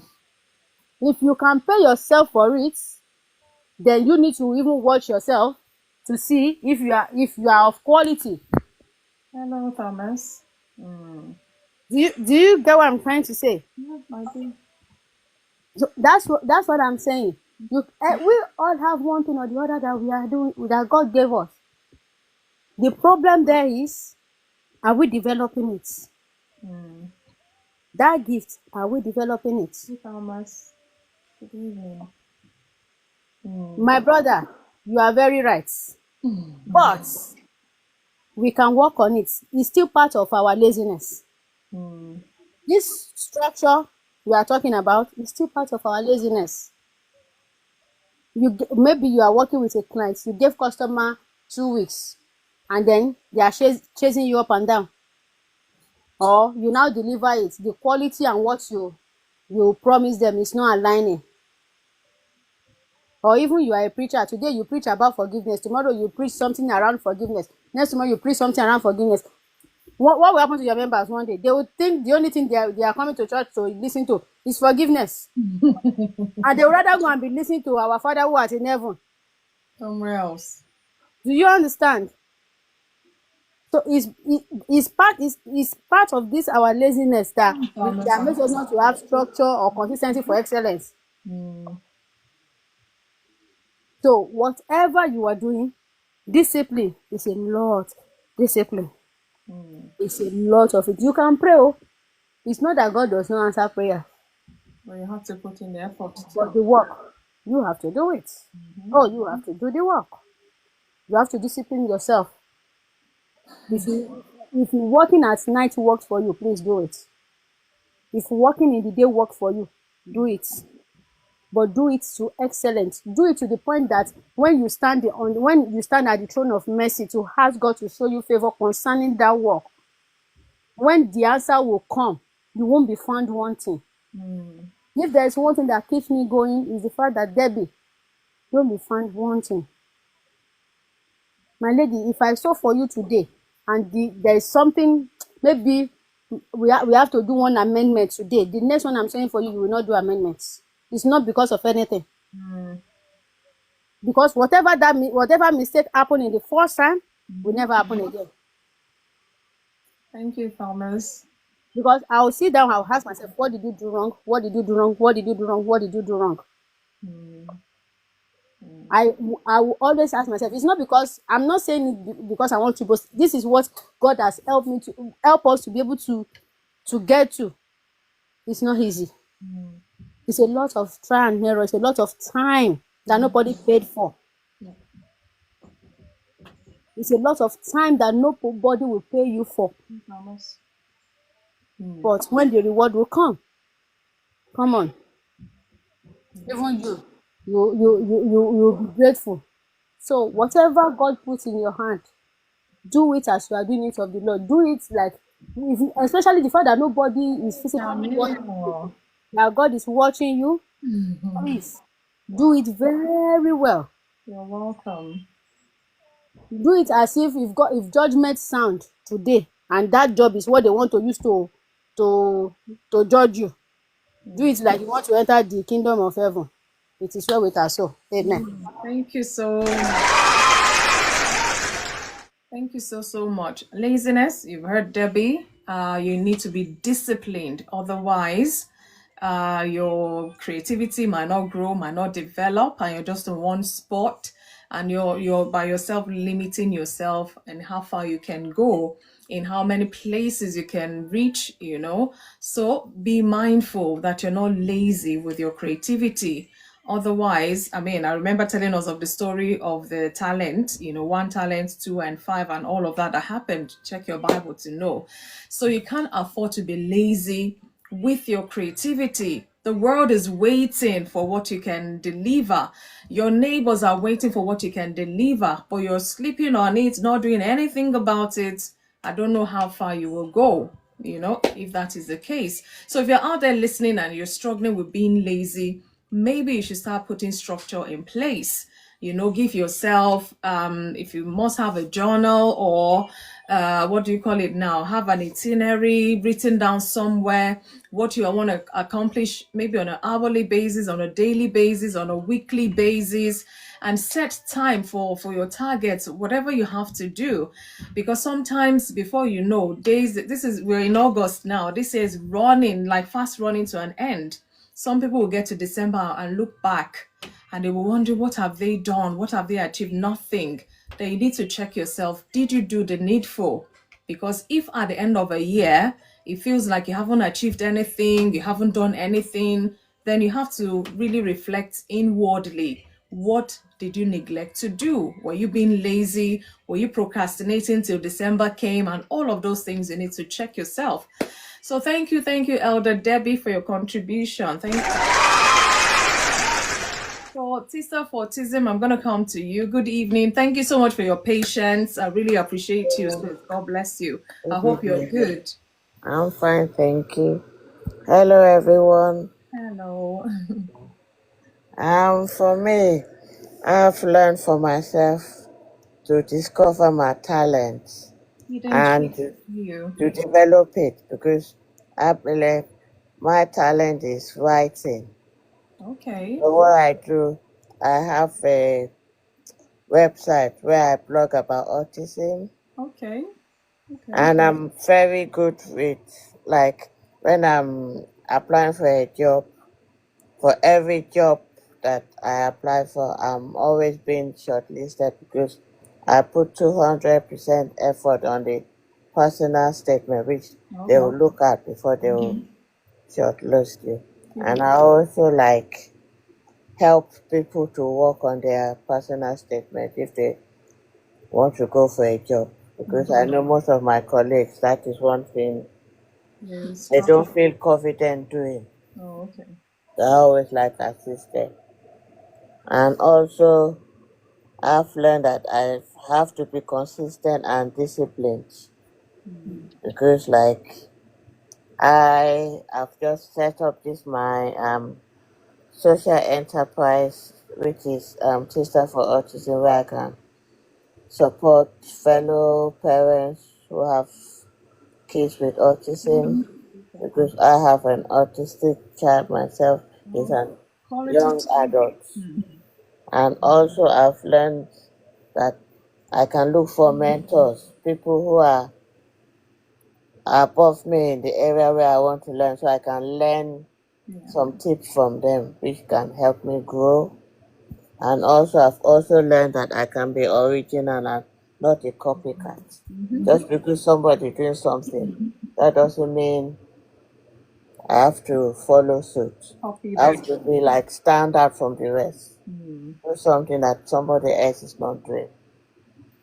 That's all I have to say. Okay, for now, that's what you have to say. But can I ask you, Tista, and thank you so much for sharing your creativity level where you are at. I really appreciate that. So, what if someone, they know what they've been created to do, they find it, but they're afraid, the fear of failure. What would you say to such a person? I would say they shouldn't be afraid to fail, because if you fail, I would say I won't see it as a failure. You learn from your mistakes. Just pick up yourself and move on. Because I've made some mistakes in my past. When I look back, I'll learn from it. I can use that experience to encourage other people. Well, we all learn from our mistakes anyway. Indeed. Okay. You say, Devika said you didn't fail, the event failed. Okay, are you done with your submission? Yes, I am. Thank you so much. We should not be afraid to fail. It's part of the journey. When you fail, you rise up again, shake it off, learn from the mistake or whatever, and keep moving. From time to time, we'll fall, we'll rise until we'll fall no more. So you can't afford to give up, failing forward or falling forward, whichever way. Yeah. So thank you so much, Tista, for autism. I'm coming to you, Devika. I think it's your first time here, Devika. Good evening. Devika, you have to unmute. Okay. Good evening to you. How are you? Yeah, I'm fine. Actually, this is not my first time coming. Oh, okay, boy. In a long time. Yeah, you're right. Well, you're welcome back.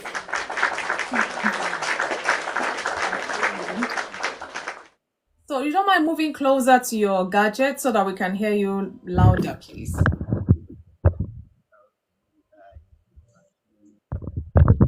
Are you talking? Oh, it's dropped off. I hope it's not one of them. Please, so the Elder Debbie, don't pass your TikTok relationship. Shamel, good evening. I see you. Please come join us here tonight, even if it's for a minute. I hope you're good. What did I do? Why did you call my name? It's you that is divorcing TikTok. They keep bringing you out of insight. So I said, don't pass that. Don't pass it to Divika, please. Maybe Mr. Divika is owing them. Maybe he's owing TikTok. Okay, you're back with us. I Welcome really back. think my network is terrible tonight. Oh, thank Yeah. you, Chanel. Thank you. Okay, so let's hear you. I hope they won't throw you out again once you're speaking. Okay.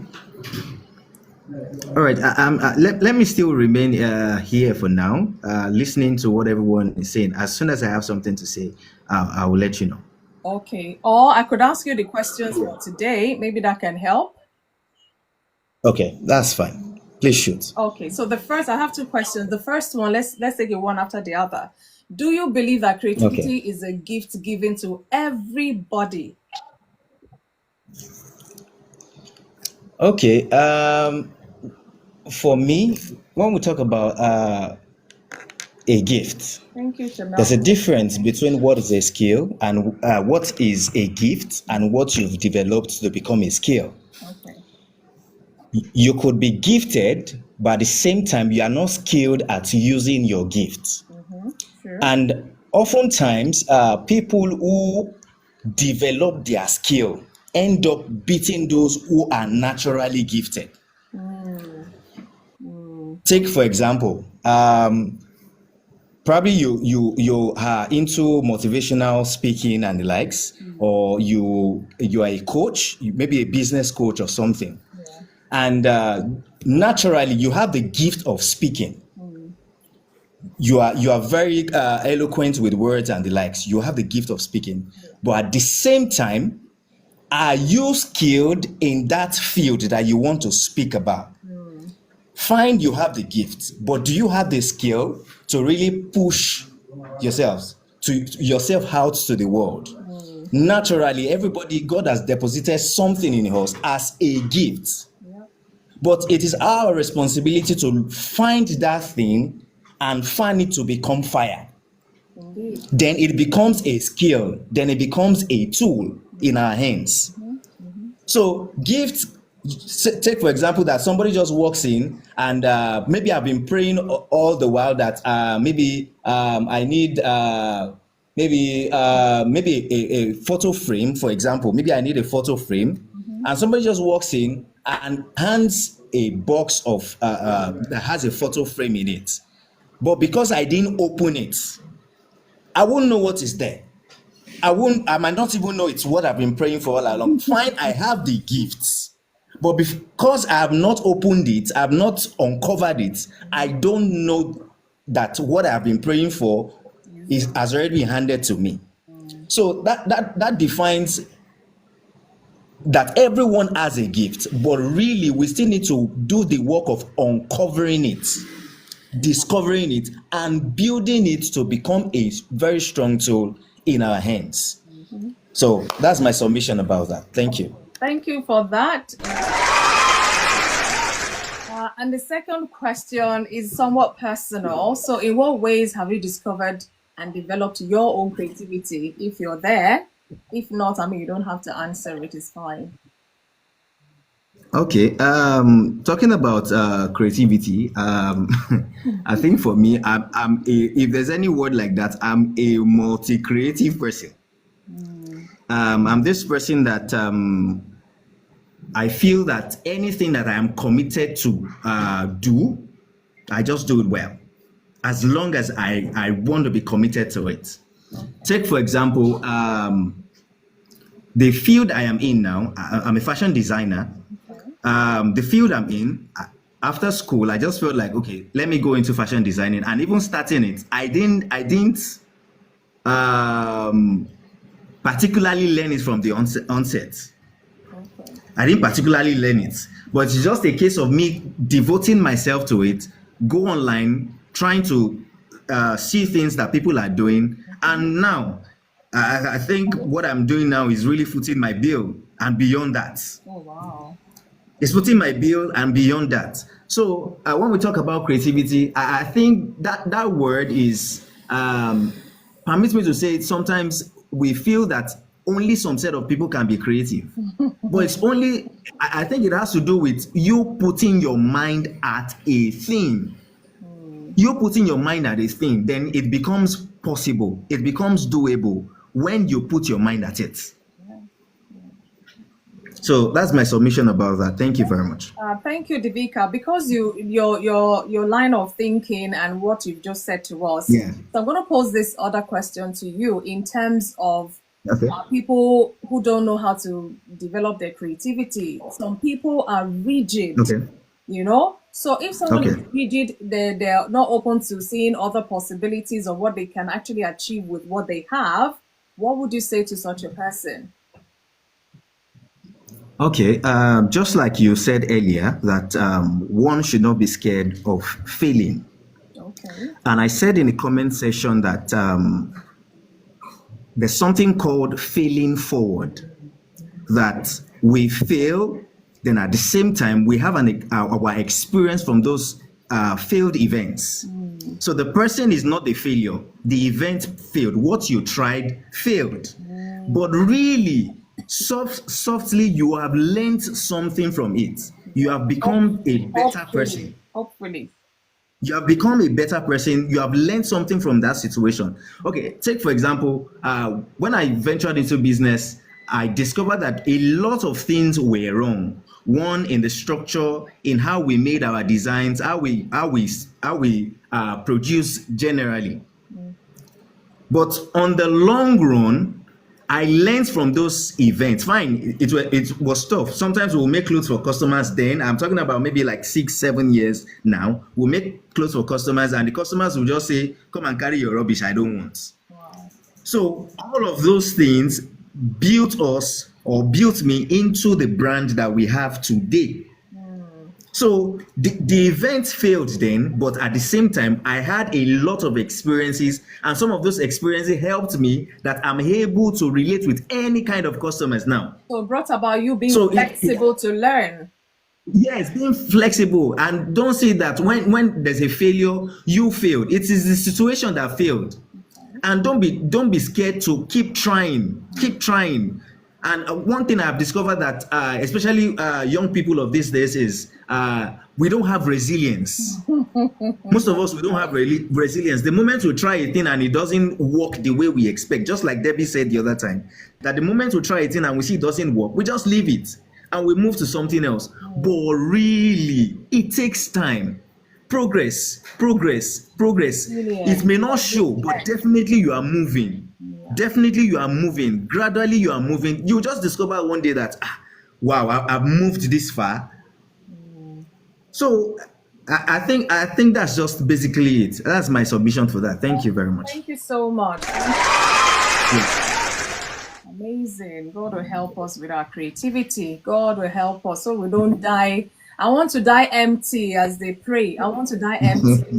When I get to God, let me be empty, that every creativity that He has put in me, I have exhausted You've used everything everything. in my lifetime. That's my prayer for me and every one of you. So thank you so much for your submission. Chanel, my goodness, how did you stumble on Insight today? But thank you. It's good to have you here. It's Good your first time, evening. so you're welcome. Good evening, good evening, good evening. Oh, wow. What time is it there? Where are you exactly now? I'm in London. Oh, you're in London. Okay, because I wasn't sure. So many of the big ones guests there all over the world. Sometimes I wonder what Yeah, where time. are you? Yeah, I'm in UK here as well. Oh, UK. Okay, interesting. Yeah, interesting. Good to Maybe have don't you you on don't Inside. you think we should welcome him with cola? No, we don't do cola here. Let's welcome him with song. You are welcome in the name He of the doesn't like he Lord. doesn't like such a thing. Just give him cola and see God, mash him. you are who is giving cola? Elder Debbie, because you're elder, not everybody eats cola, please. It is it's such a good topic. Creativity. I can say a million things about creativity. Please. Creativity. First and foremost, like you rightly said, the first question you asked was, did God give everybody creativity? And the answer without blinking will be yes. Hey. Now, this is how it happened, as if I was there when it was happening. Tell us. Tell us from your creativeness. From my Using that creativity. word. Now, the idea of creativity is the reason why I said everybody has it in them, Word inside. right inside, and it is not in form of creativity. It is in form of a seed. Okay. Everybody has a seed in them. Now, with I seed, see you there. the purpose of a seed is for the seed to be planted, and it is your responsibility to plant the seed. Secondly, you have to look for the fertile soil to plant your seed. After planting that seed, it is your responsibility to nurture that seed, to watch it grow, to water it until it grows. Now, what is really happening naturally as a human being is that sometimes a lot of people or some people are too focused looking at other people's trees, forgetting that they too planted their seed before it became a tree. And by the time you look away from your own seed, you forget or neglect your own seed. You forget to plant your own seed. You forget that you have a seed. You are so focused on the other man's tree. There is a book that I used to recommend to people. Anybody that wants to travel abroad, I'll tell them, first of all, read that book. When you finish reading the book, it's a small book, very small book. The title of the book is Acres of Diamond. The summary of the story is a man that left his country for another country for greener pasture. He spent many years unknown to him that in his own land where he left, there is a diamond right inside the ground. But because he refused to till the soil, to go down beneath the ground to look for it, he did not even realize that there was something there. Then years later, I think somebody had to employ him or something that took him back to his motherland. And during the planting season, whatever, he discovered that there was diamond in his land, even before he left. And that is exactly what is happening. Then secondly, we also need to understand that every seed, like a business, there is something called break-even point. The break-even point is when you take stock of how the business is doing. When you can tell yourself that, okay, I invested maybe 20,000 naira into this business. I have recouped my 20,000 naira. Now it is time for making profits. For every business, they all have different break-even points. Some business, you can start a business on Monday. By Tuesday, you're making profit already. With some business, you have to wait for like 2 months, some for 6 months, some for 5 years, just like gestation period. The gestation period of every living thing is different. For chicken, it's 21 days. The egg will hatch into chicks. For human being, it's 9 months. You have to wait 9 months. For elephant, it's 2 years. You have to wait for 2 years. Now, the problem is, sometimes some people want to fast track it. They want to expedite it, which is not possible.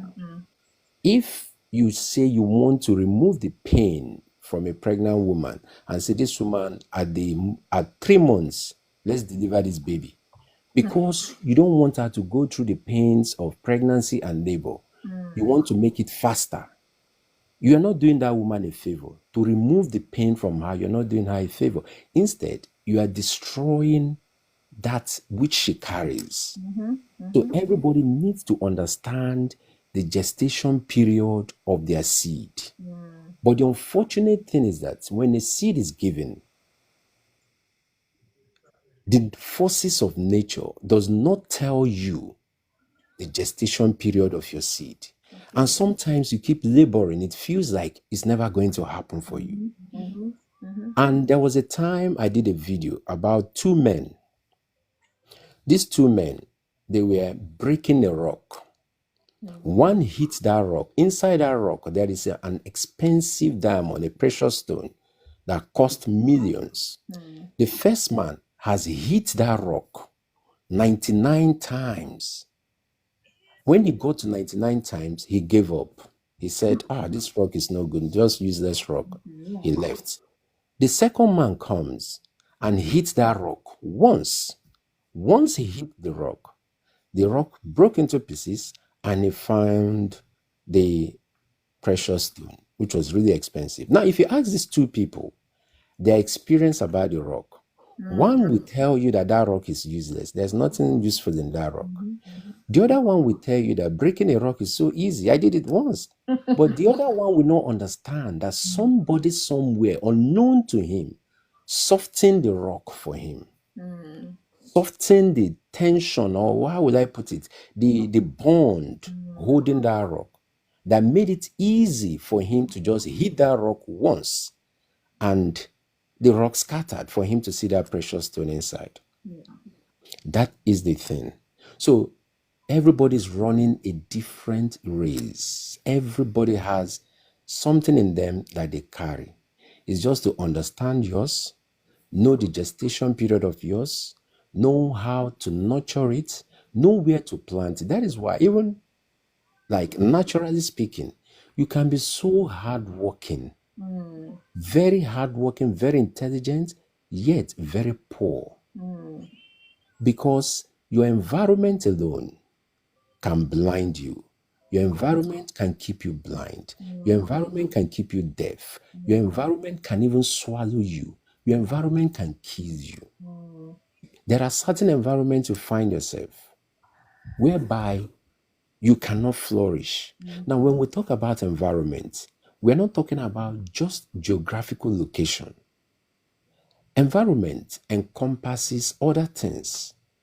Environment also includes people that you listen to, friends. When we talk about friends, it's not even the physical friends that we're talking about. Because in this day and age, you can go online, listen to people, watch some videos, read books, listen to anything that will elevate you Positively.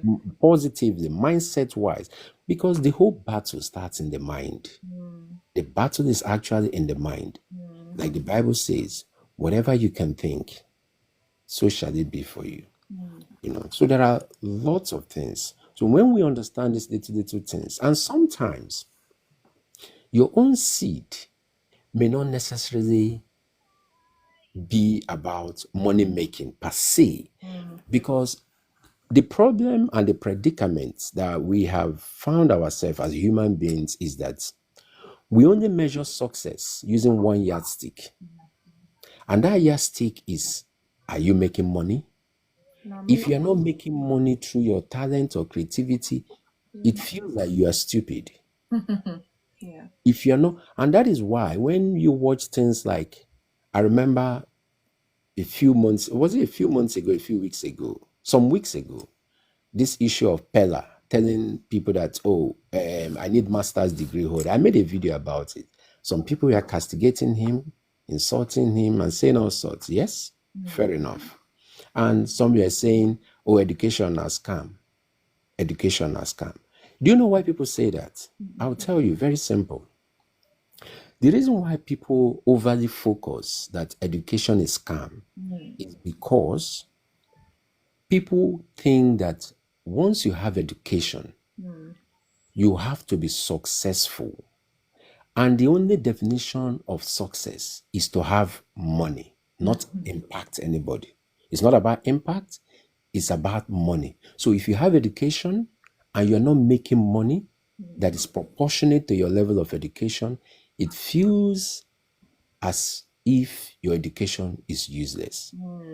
But right here in the UK, I don't know if you heard about it. There was a man in 2012, 2013, a scientist who spent 50 years of his life researching about how the human brain functions. Remember, he spent 50 years, a professor. After the research, he wrote a book, a very comprehensive and extensive book on the functionality of the brain. This man won a prize. How much did he win? He won £1 million. Ask me, what did he do with that £1 million? He gave it out to charity. He doesn't need it. This man is not even a rich man. He gave the whole 1 million, not even remaining one penny for himself. Because to him, education is not all about financial success. That is the mistake we make. I'm not saying money is not good, don't get me wrong. Money is really good. Is it a mistake, or is what the world has presented to us to be? It is what, yes, it is a projection, what the world has presented, and secondly, what we Nigerians have decided to believe about education. That is why you see people insulting professors in university. This man a professor, look at him talking up and down. Yes. But in those good old days, that same professor didn't mind. He was okay. He was living his life.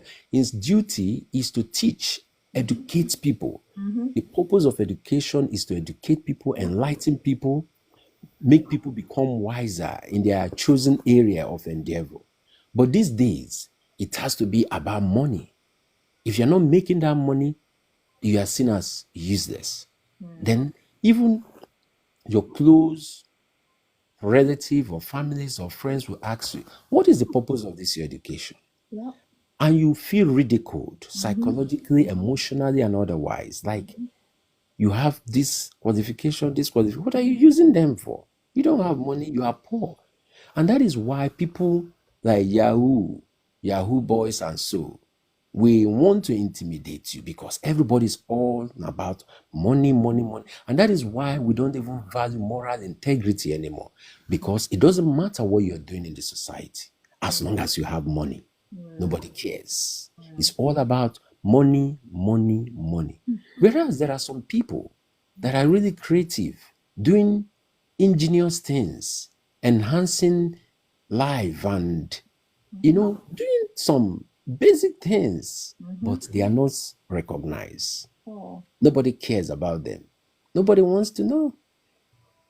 As long as they're not making money, you have to be making money for you to be recognized, which is a very, very, very troublesome thing to our society and this present dispensation. So somebody just said something. That is why many of those rich people will pass away without any impact Or long or time. long decades. Yeah, that is true. Because, and again, there is this mentality of generosity that we have again. People just believe that when you give them money, you are generous. That's it. But him who gives you money is not particularly generous. Because there is a way somebody will be giving you free money that will even incapacitate your mindset, that will make you unable to reason and think for yourself, or develop your own creativity. develop your own creativity. Because it happens in real life. I was watching a video posted about 6 months ago. True, Leslie. A young girl, I think she should be in her 20s, mid-20s, thereabout. This girl came out publicly to say, I work for 30 days. My salary is 25,000 naira. Look at one night of hookup that I did. I made 50K. To hell with work. Hey. Now, you have used that hookup money to destabilize her. She's never going back to that 25,000 naira 30 days work anymore, because you have proved to her that doing legitimate work is being foolish. Okay. Even if that is why we just generally need to be careful and respond to people or gift people according to the capacity of what they are doing already and what they can handle. You meet somebody selling pure water, the best you can do for the person is to increase the capacity of their sales. If they are selling 2 bags of pure water, help them to start selling 10 bags, 20 bags, and introduce them to how they can expand it and supply. But if you say, okay, this person now selling pure water, I'm going to just dash you somebody whose capacity of business is within the range of 2,000 naira and 3,000 naira, and all of a sudden you just give this person 300,000. They will first of all go to the shop and buy some clothes and some shoes. They're not working anymore again. No more business. You have destroyed that mindset of doing business in them. They will blow that money off, and that is it. If people do not invest in the process of their own seed nurturing, is a problem. A pastor once helped some guys in Port Harcourt. I think you heard about it. Those guys that were dancing as security, they were security guards, and these guys were found dancing instead of doing their work. So they were dismissed by their boss. Now this pastor stepped in, pastor of OPM or something like that. He stepped in and he sponsored those guys, I think, to spite the company that sacked them. He sponsored those guys to Cyprus to go and study. He paid everything. He did everything. All these people, they always jump into trending issue just to boost their fame and fortune. It's not because they really love those people. Now, these guys traveled without any plan, without any sweat, nothing. And they misused that opportunity. They squandered the money. They did a lot of things, and they got stranded. They were sent back to Nigeria. The rest is history. Now, what am I trying to say? Somebody did wrong. You're a security guard and you are dancing instead of working. You are doing a very sensitive job. You should be scolded. If at all he wants to be nice to them, all he could have done is speak to the management on their behalf for them to be taken back at least. Then, even if you want to adopt them, let them be security at your church and watch them. Watch them, observe them, study them, and know if they will. You cannot make passport for somebody, buy their ticket, pay their school fees, and you expect them to be sensible. No, their sweat is not involved. At all. It's like establishing a business for somebody, doing everything. The person is going to squander the business. Their sweat is not involved. No matter how generous, how kind, how nice you are, it's not going to happen. If people don't invest or involve their own sweat, they won't take it seriously. In fact, this is not even a scientific theory. It's human nature. So we need to understand this. In summary, we just need to know that we all have this gift. So it is our responsibility to plant, look for a fertile soil, plant that seed, nurture that seed, groom that seed. And a lot of times, one of the things that affect us most is procrastination. So procrastination, and also thinking that if I do it now, I have to start earning money from it. If that money is not coming as quickly as possible, you become frustrated. Not for you. Then we should also remember that what we are passionate about may not begin to produce money for us just immediately. But that doesn't mean you have to give up on that passion. You have to keep on doing it. And just remember all this analogy of rock breaking, analogy of planting the season. I don't know if I mentioned the Chinese bamboo tree. No. Have I mentioned the Chinese bamboo tree? Okay. The process of it. Yes. You see this Chinese bamboo tree, right? This is how it works. The Chinese, if you research it, you see it there. The Chinese bamboo tree is such that the gestation period, the period it takes for that tree to grow is 5 years. Now, in that 5 years, the first year, nothing will happen at all. But the farmer will keep going to the farm, watering the land and doing all of those things.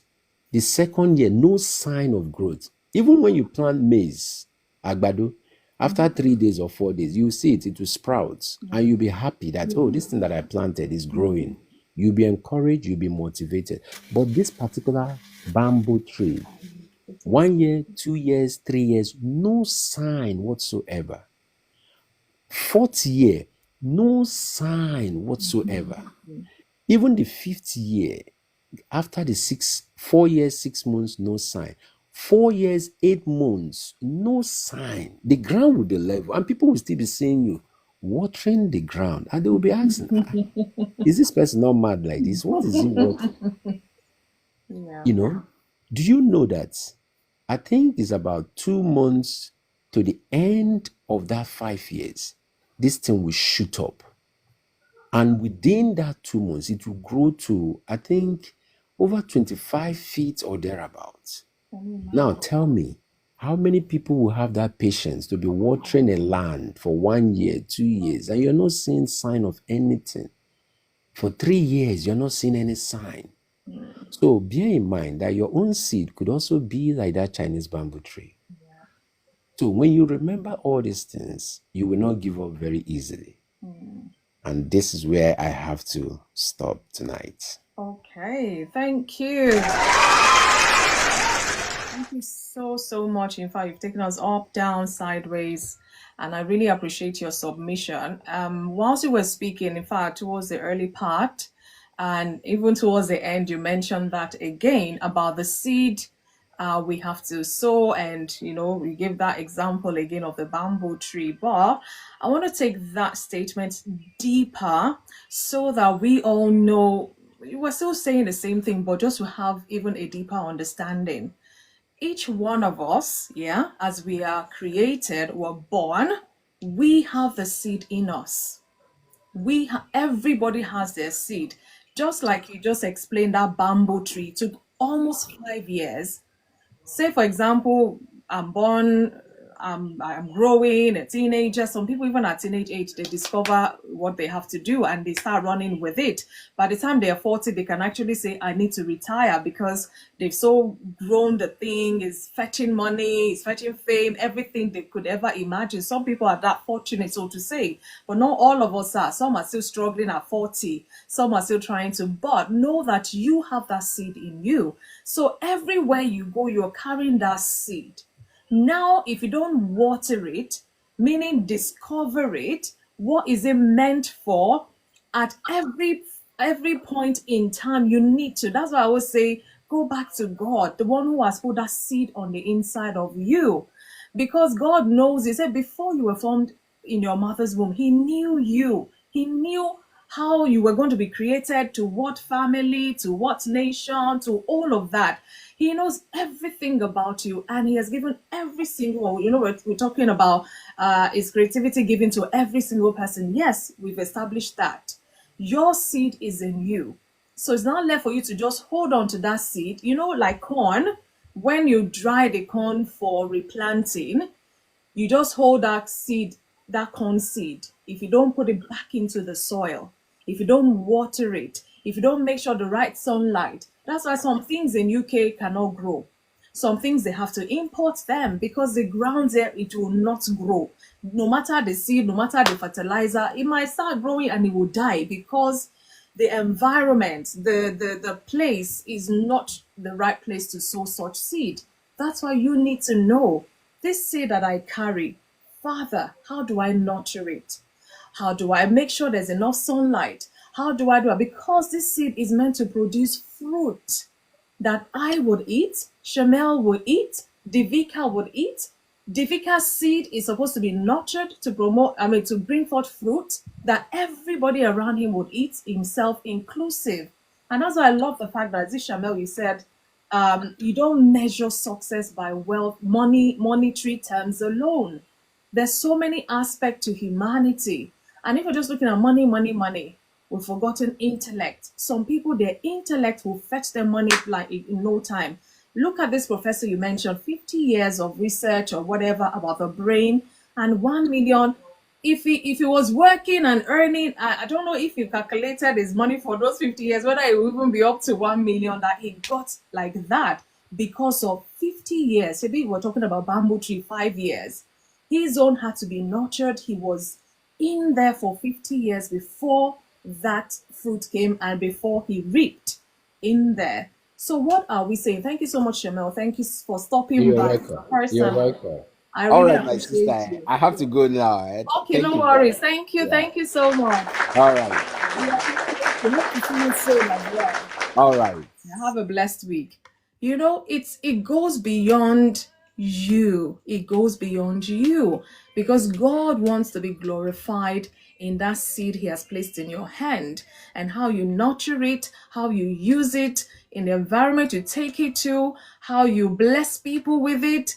It goes a long way. Like I said, the graveyard is the richest place on earth. So many talents are buried in there. They never saw the light of day whilst they were alive. So whilst we are still alive, even if we don't understand it yet, we don't even know it or whatever, it's never too late. That's why I say, maybe God sends me here for such a time as this. So don't mind your age, even if you're 60 and it seems all your life you just done this government work, you don't feel achieved, now you're close to retirement and all. It's never too late. Just sit down, kind of reflect about since your childhood days.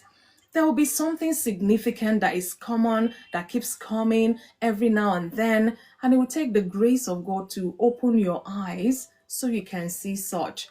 Some people, they get it late, but when they get it, my oh my, they cover up for all the years they were confused, all the years they were lost, all the years they were comparing themselves and things like that.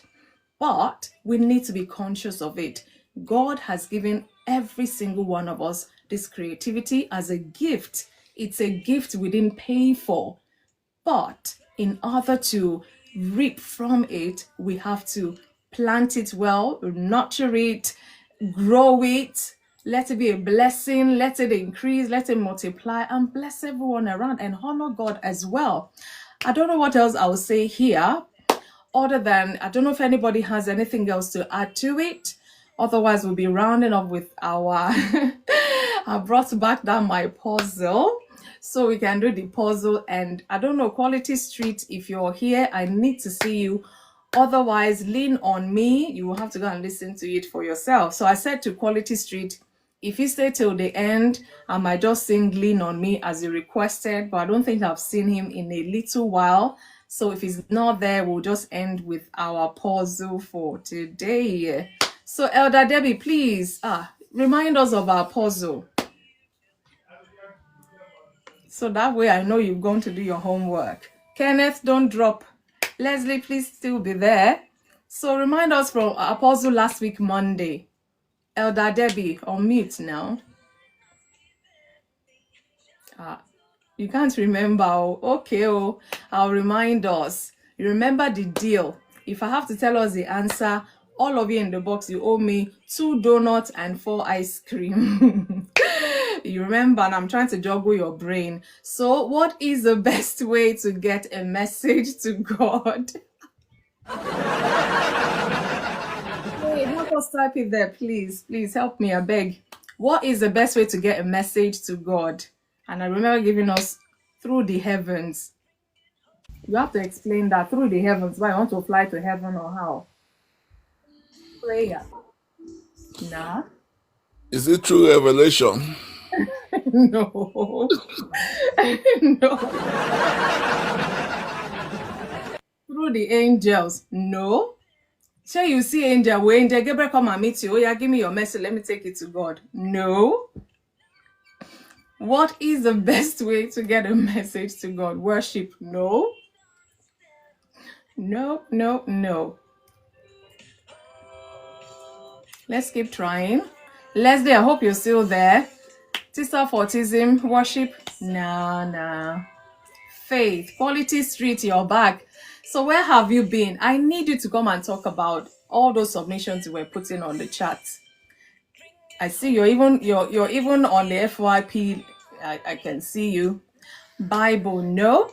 What did Sister say again? Faith, nope. What is the best way to get a message to God? And I gave us a clue. If you remember the clue, I can remind you. So I said in this 21st century, there's so many ways you send message out. Yeah, it's one of them, plus the fact that we're talking about God. If I say further, you will get it. So I don't want to give you too much clue, but just know that the what is it called now? The avenue to which we send email in this 21st century is part of the answer. That's all I will say. SMS call. Nah. We're supposed to read our Bible. You said email. No. Not really. Leslie last week said Gmail. TikTok, how far? No. So we get a message. The best way is through TikTok to God. Communication. Communication. No, Kenneth. Not Gmail. I was just saying Leslie said it last week, but I said no, not Gmail. The Telegraph, I suppose. No. Quality Street, no. What did somebody put there? Messenger, Gmail, nope. TikTok, nope. Black.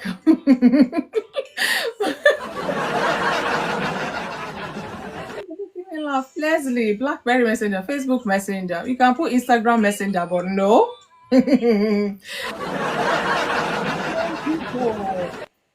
Through DMS. Which one is DMS? No. FaceTime? Nope. DM? Nope. Nope. Hey, you people. A deal is a deal. Or if I have to tell us the answer, you lot owe me. Aeroplane. A13. Aeroplane? Through the clouds. No. Some of us are nearly there, but not quite there. Nope.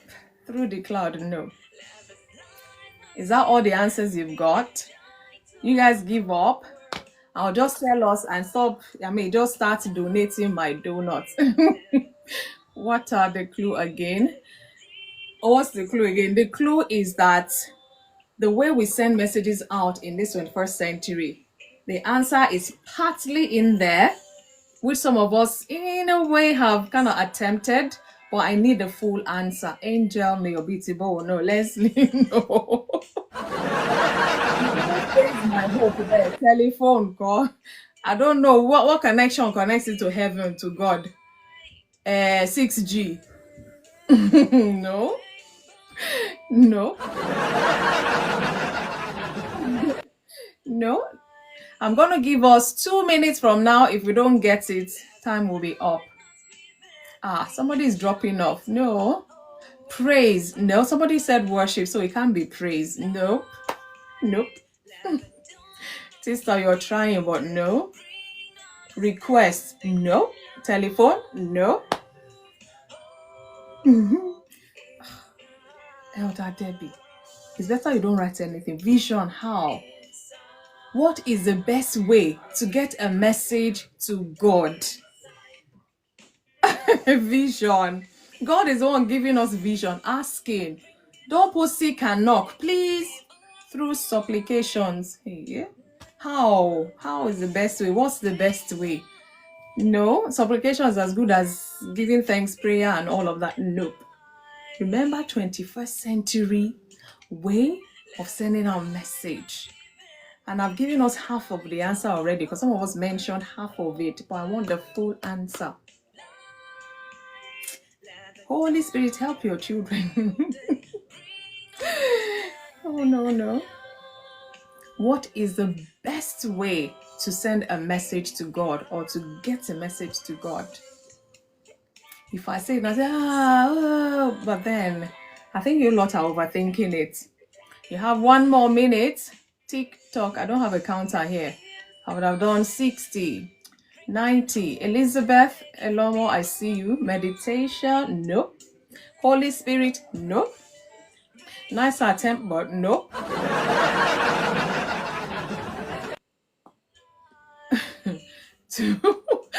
Tweet him. Why not X him? Wakanda. No. No, somebody mentioned praise already. Praise is no. Even if you double praise is no. What is the best way to get a message to God? We have 20 seconds. Oh my goodness, I didn't think it would be this fun. Come on, let's keep trying. But don't overthink. Like I said, don't overthink it. Anybody else? God milk, Leslie, no, act, A13 act, no. 5, relationship, no. I'm going to count down. Let me count down 10, 9, relationship, no. 8, 7, 6, host, are you God? I am made in his image, so I might as well be. I'm God's PA. Likewise yourself, so you should know. Giving, no. 5, 4, I'm counting too slow. Speaking, so 3, 2, 1, and time up. Okay, you people better give up already. I'm gonna type the answer there so that everybody will see. I say, So, what is the best way to get a message to God? And the answer is this. Let me put it in capital letters so that it'll be obvious. You say, what is the best way to get a message to God? And the answer is, clap for me. Do you get it? You get it? Can you see the answer? What is the best way to get a message to God? Email. I told you some of you got it halfway. So when you pray, you go on your knees to pray. Say, no, I can't. You couldn't have gotten that. So I tried. I said you guys were overthinking it. People were saying prayer, supplication. That's why I said how best way to get it on your knee. Mail, email, Gmail, whatever mail. So we combine the two. So the best way is through an email. Thank you. So guys, I'm not saying the donuts falling, no. Don't worry, I have enough bag here to contain it. Thank you so much. Let me clap for myself once again. Exactly. Go on your knee and send the mail. That's the best way. That's why I said it's a combination. So it was Leslie last week. He said Gmail. I said no, nearly there. You can't see the answer. When you pray, you go down on your knees and pray. And I said in today's 21st century, what is that avenue people send messages out? Is mail, email, Gmail, whatever. So we combined the two. It's a puzzle. You're overthinking it. Don't worry, you will get it. By the time we finish today, you will get it. So please, I'm waiting for my donut people. Thomas, I see you. One day, I hope to see you in the box. Your post is not showing. Why did you answer then? Why did you say you didn't see it? Yeah, Quality Street, I want my donuts, please. It's 2 donuts and 4 ice cream. You guys owe me. I should be going up with a bag full of donuts today. Thank you all so much. Making it fun, interesting. You see, Debbie is the faithful one. Thank you. I like your creativity. And you see, she's encouraging people, but now people decide to drop off. That's not fair. But all the same, it's all good. It's all good. So, it is autism. Yes, it's funny. 8:13, do you get it? I bet you will go and laugh later. So, guys, thank you all so much. You were close. Yeah, even Leslie was the closest last week, actually. He tried. But all the same, I wanted a full answer. So, to everyone who attempted, thank you.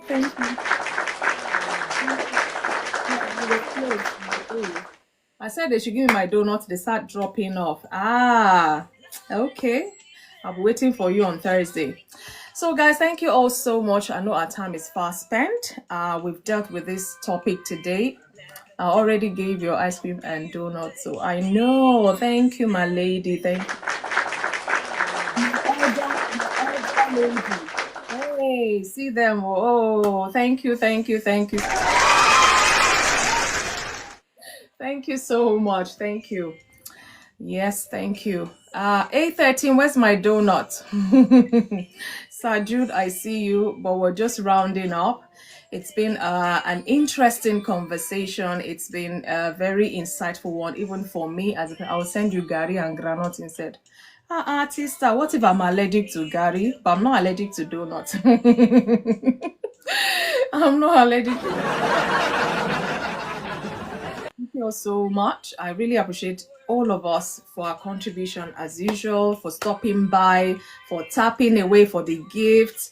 And my deal gift that I'm meant to get today, hopefully it will be complete before I finish. Oh, look at that. 8:13. Gracias. Oh, wow. Thank you so much. Gracias. Good night, Quality Street. Even though I didn't see my donut from you. Yeah, and you didn't stay for the for inside today throughout. You were just going in and out. That was not our deal. You're meant to stay so that I can sing "Lean on Me." Sometimes in our lives, we all have pains. We all have sorrow. If you're gone, let me just stop now. It's because of you I'm singing this song. But if we are wise, we'll know that there's always tomorrow. Thank you, Leslie. Oh, thank you.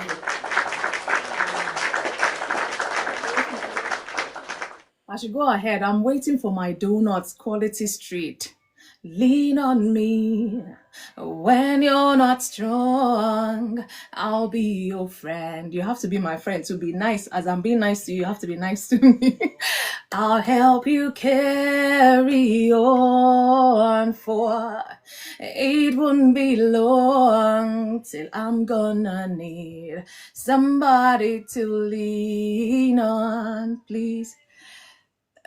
I can't see that. Oh, I missed a message. Thank you. Oh, thank you. I should go ahead. Quality Street, where is my donut and my ice cream is what I'm asking. And I'm singing Lean on Me. I can't lean on you now because you're not giving me my donuts because you didn't get the answer. But all the same, thank you. Follow your pride. If I have things you need to borrow, for no one can feel those of your needs that you won't let show.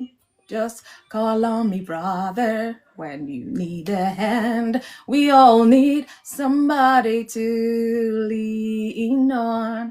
So I'm going to sing it halfway because Quality Streets, I made a deal with you, but I can't hear. But all the same, let's learn to lean on one another. Use your gift, your creativity to bless yourself and the world. Use your gift to honor God.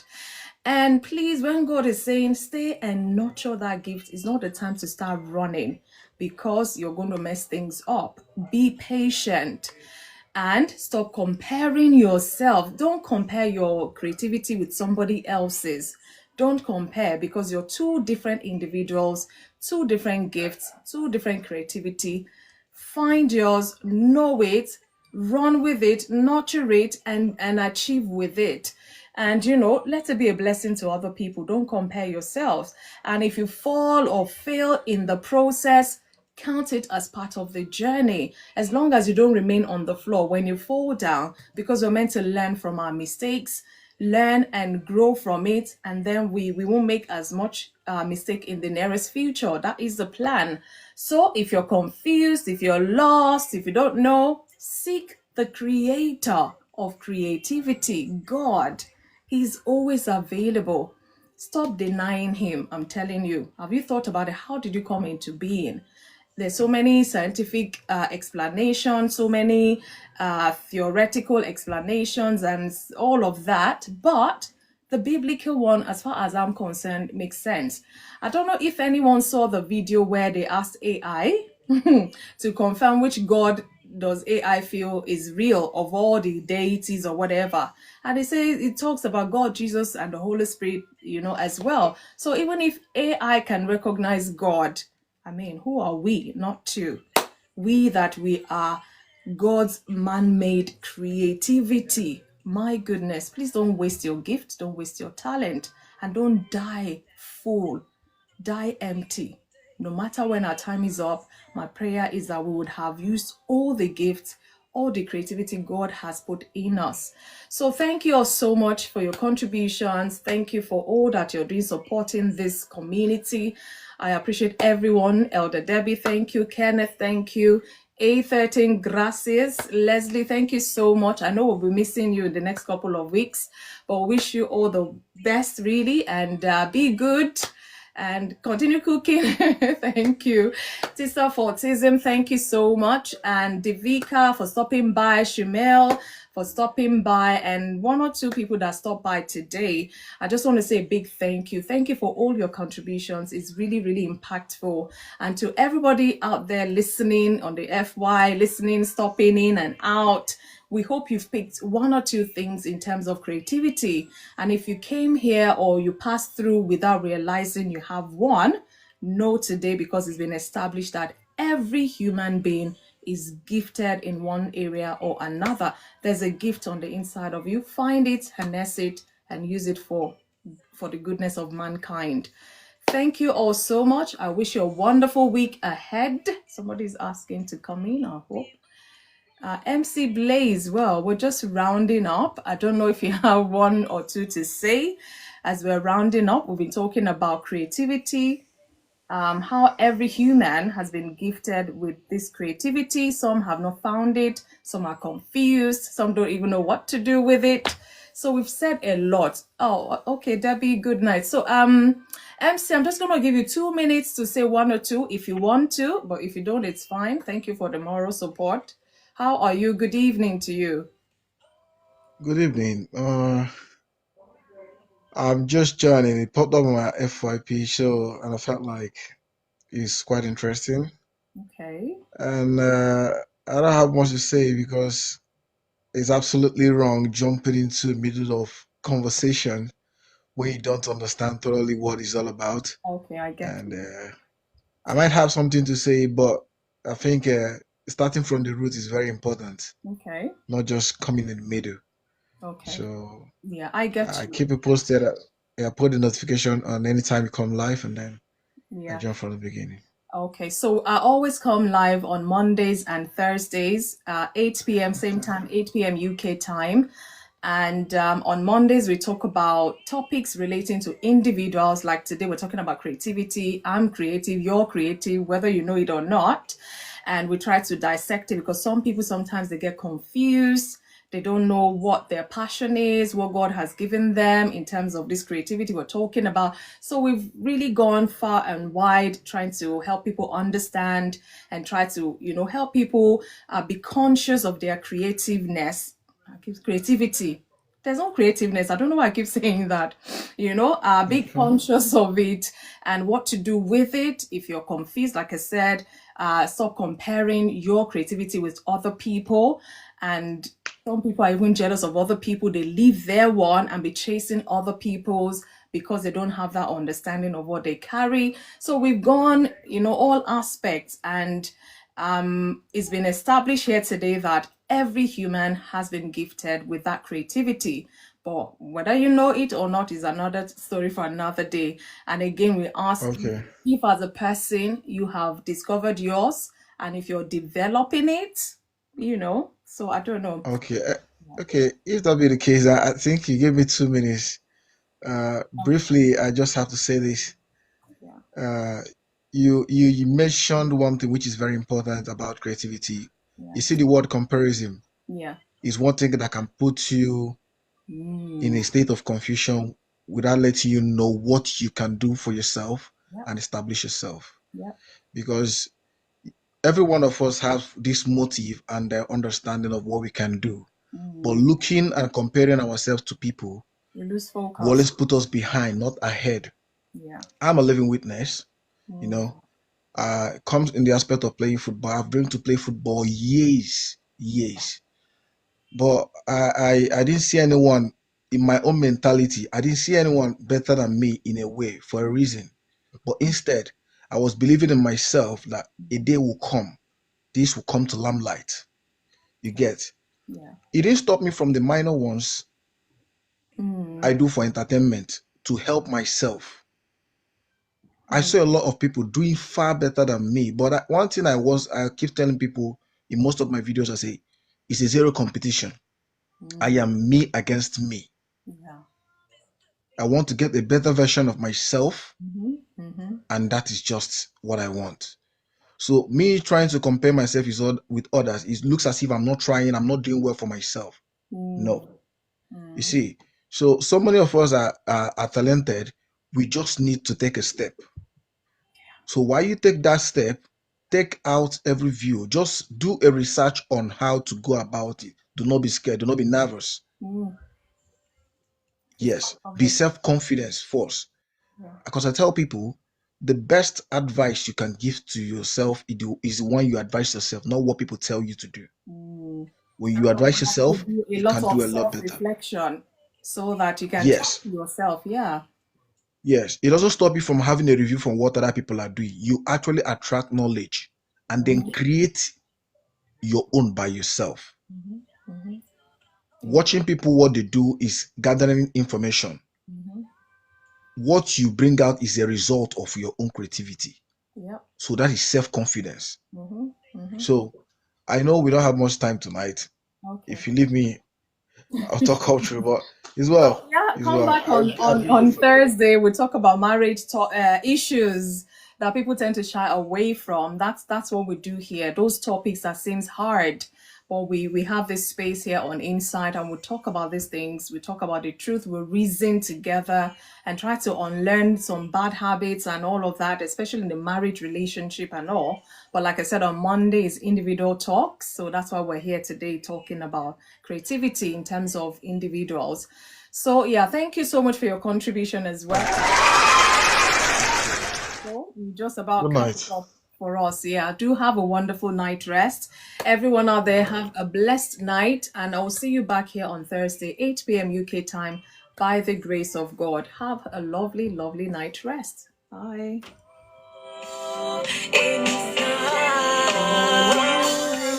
Thank you, Tista. Thank you, Leslie. Thank you, Kenneth. Thank you. 8:13. Oh, go have your dinner. Thank you. I'll see you on Thursday. Bye, everyone.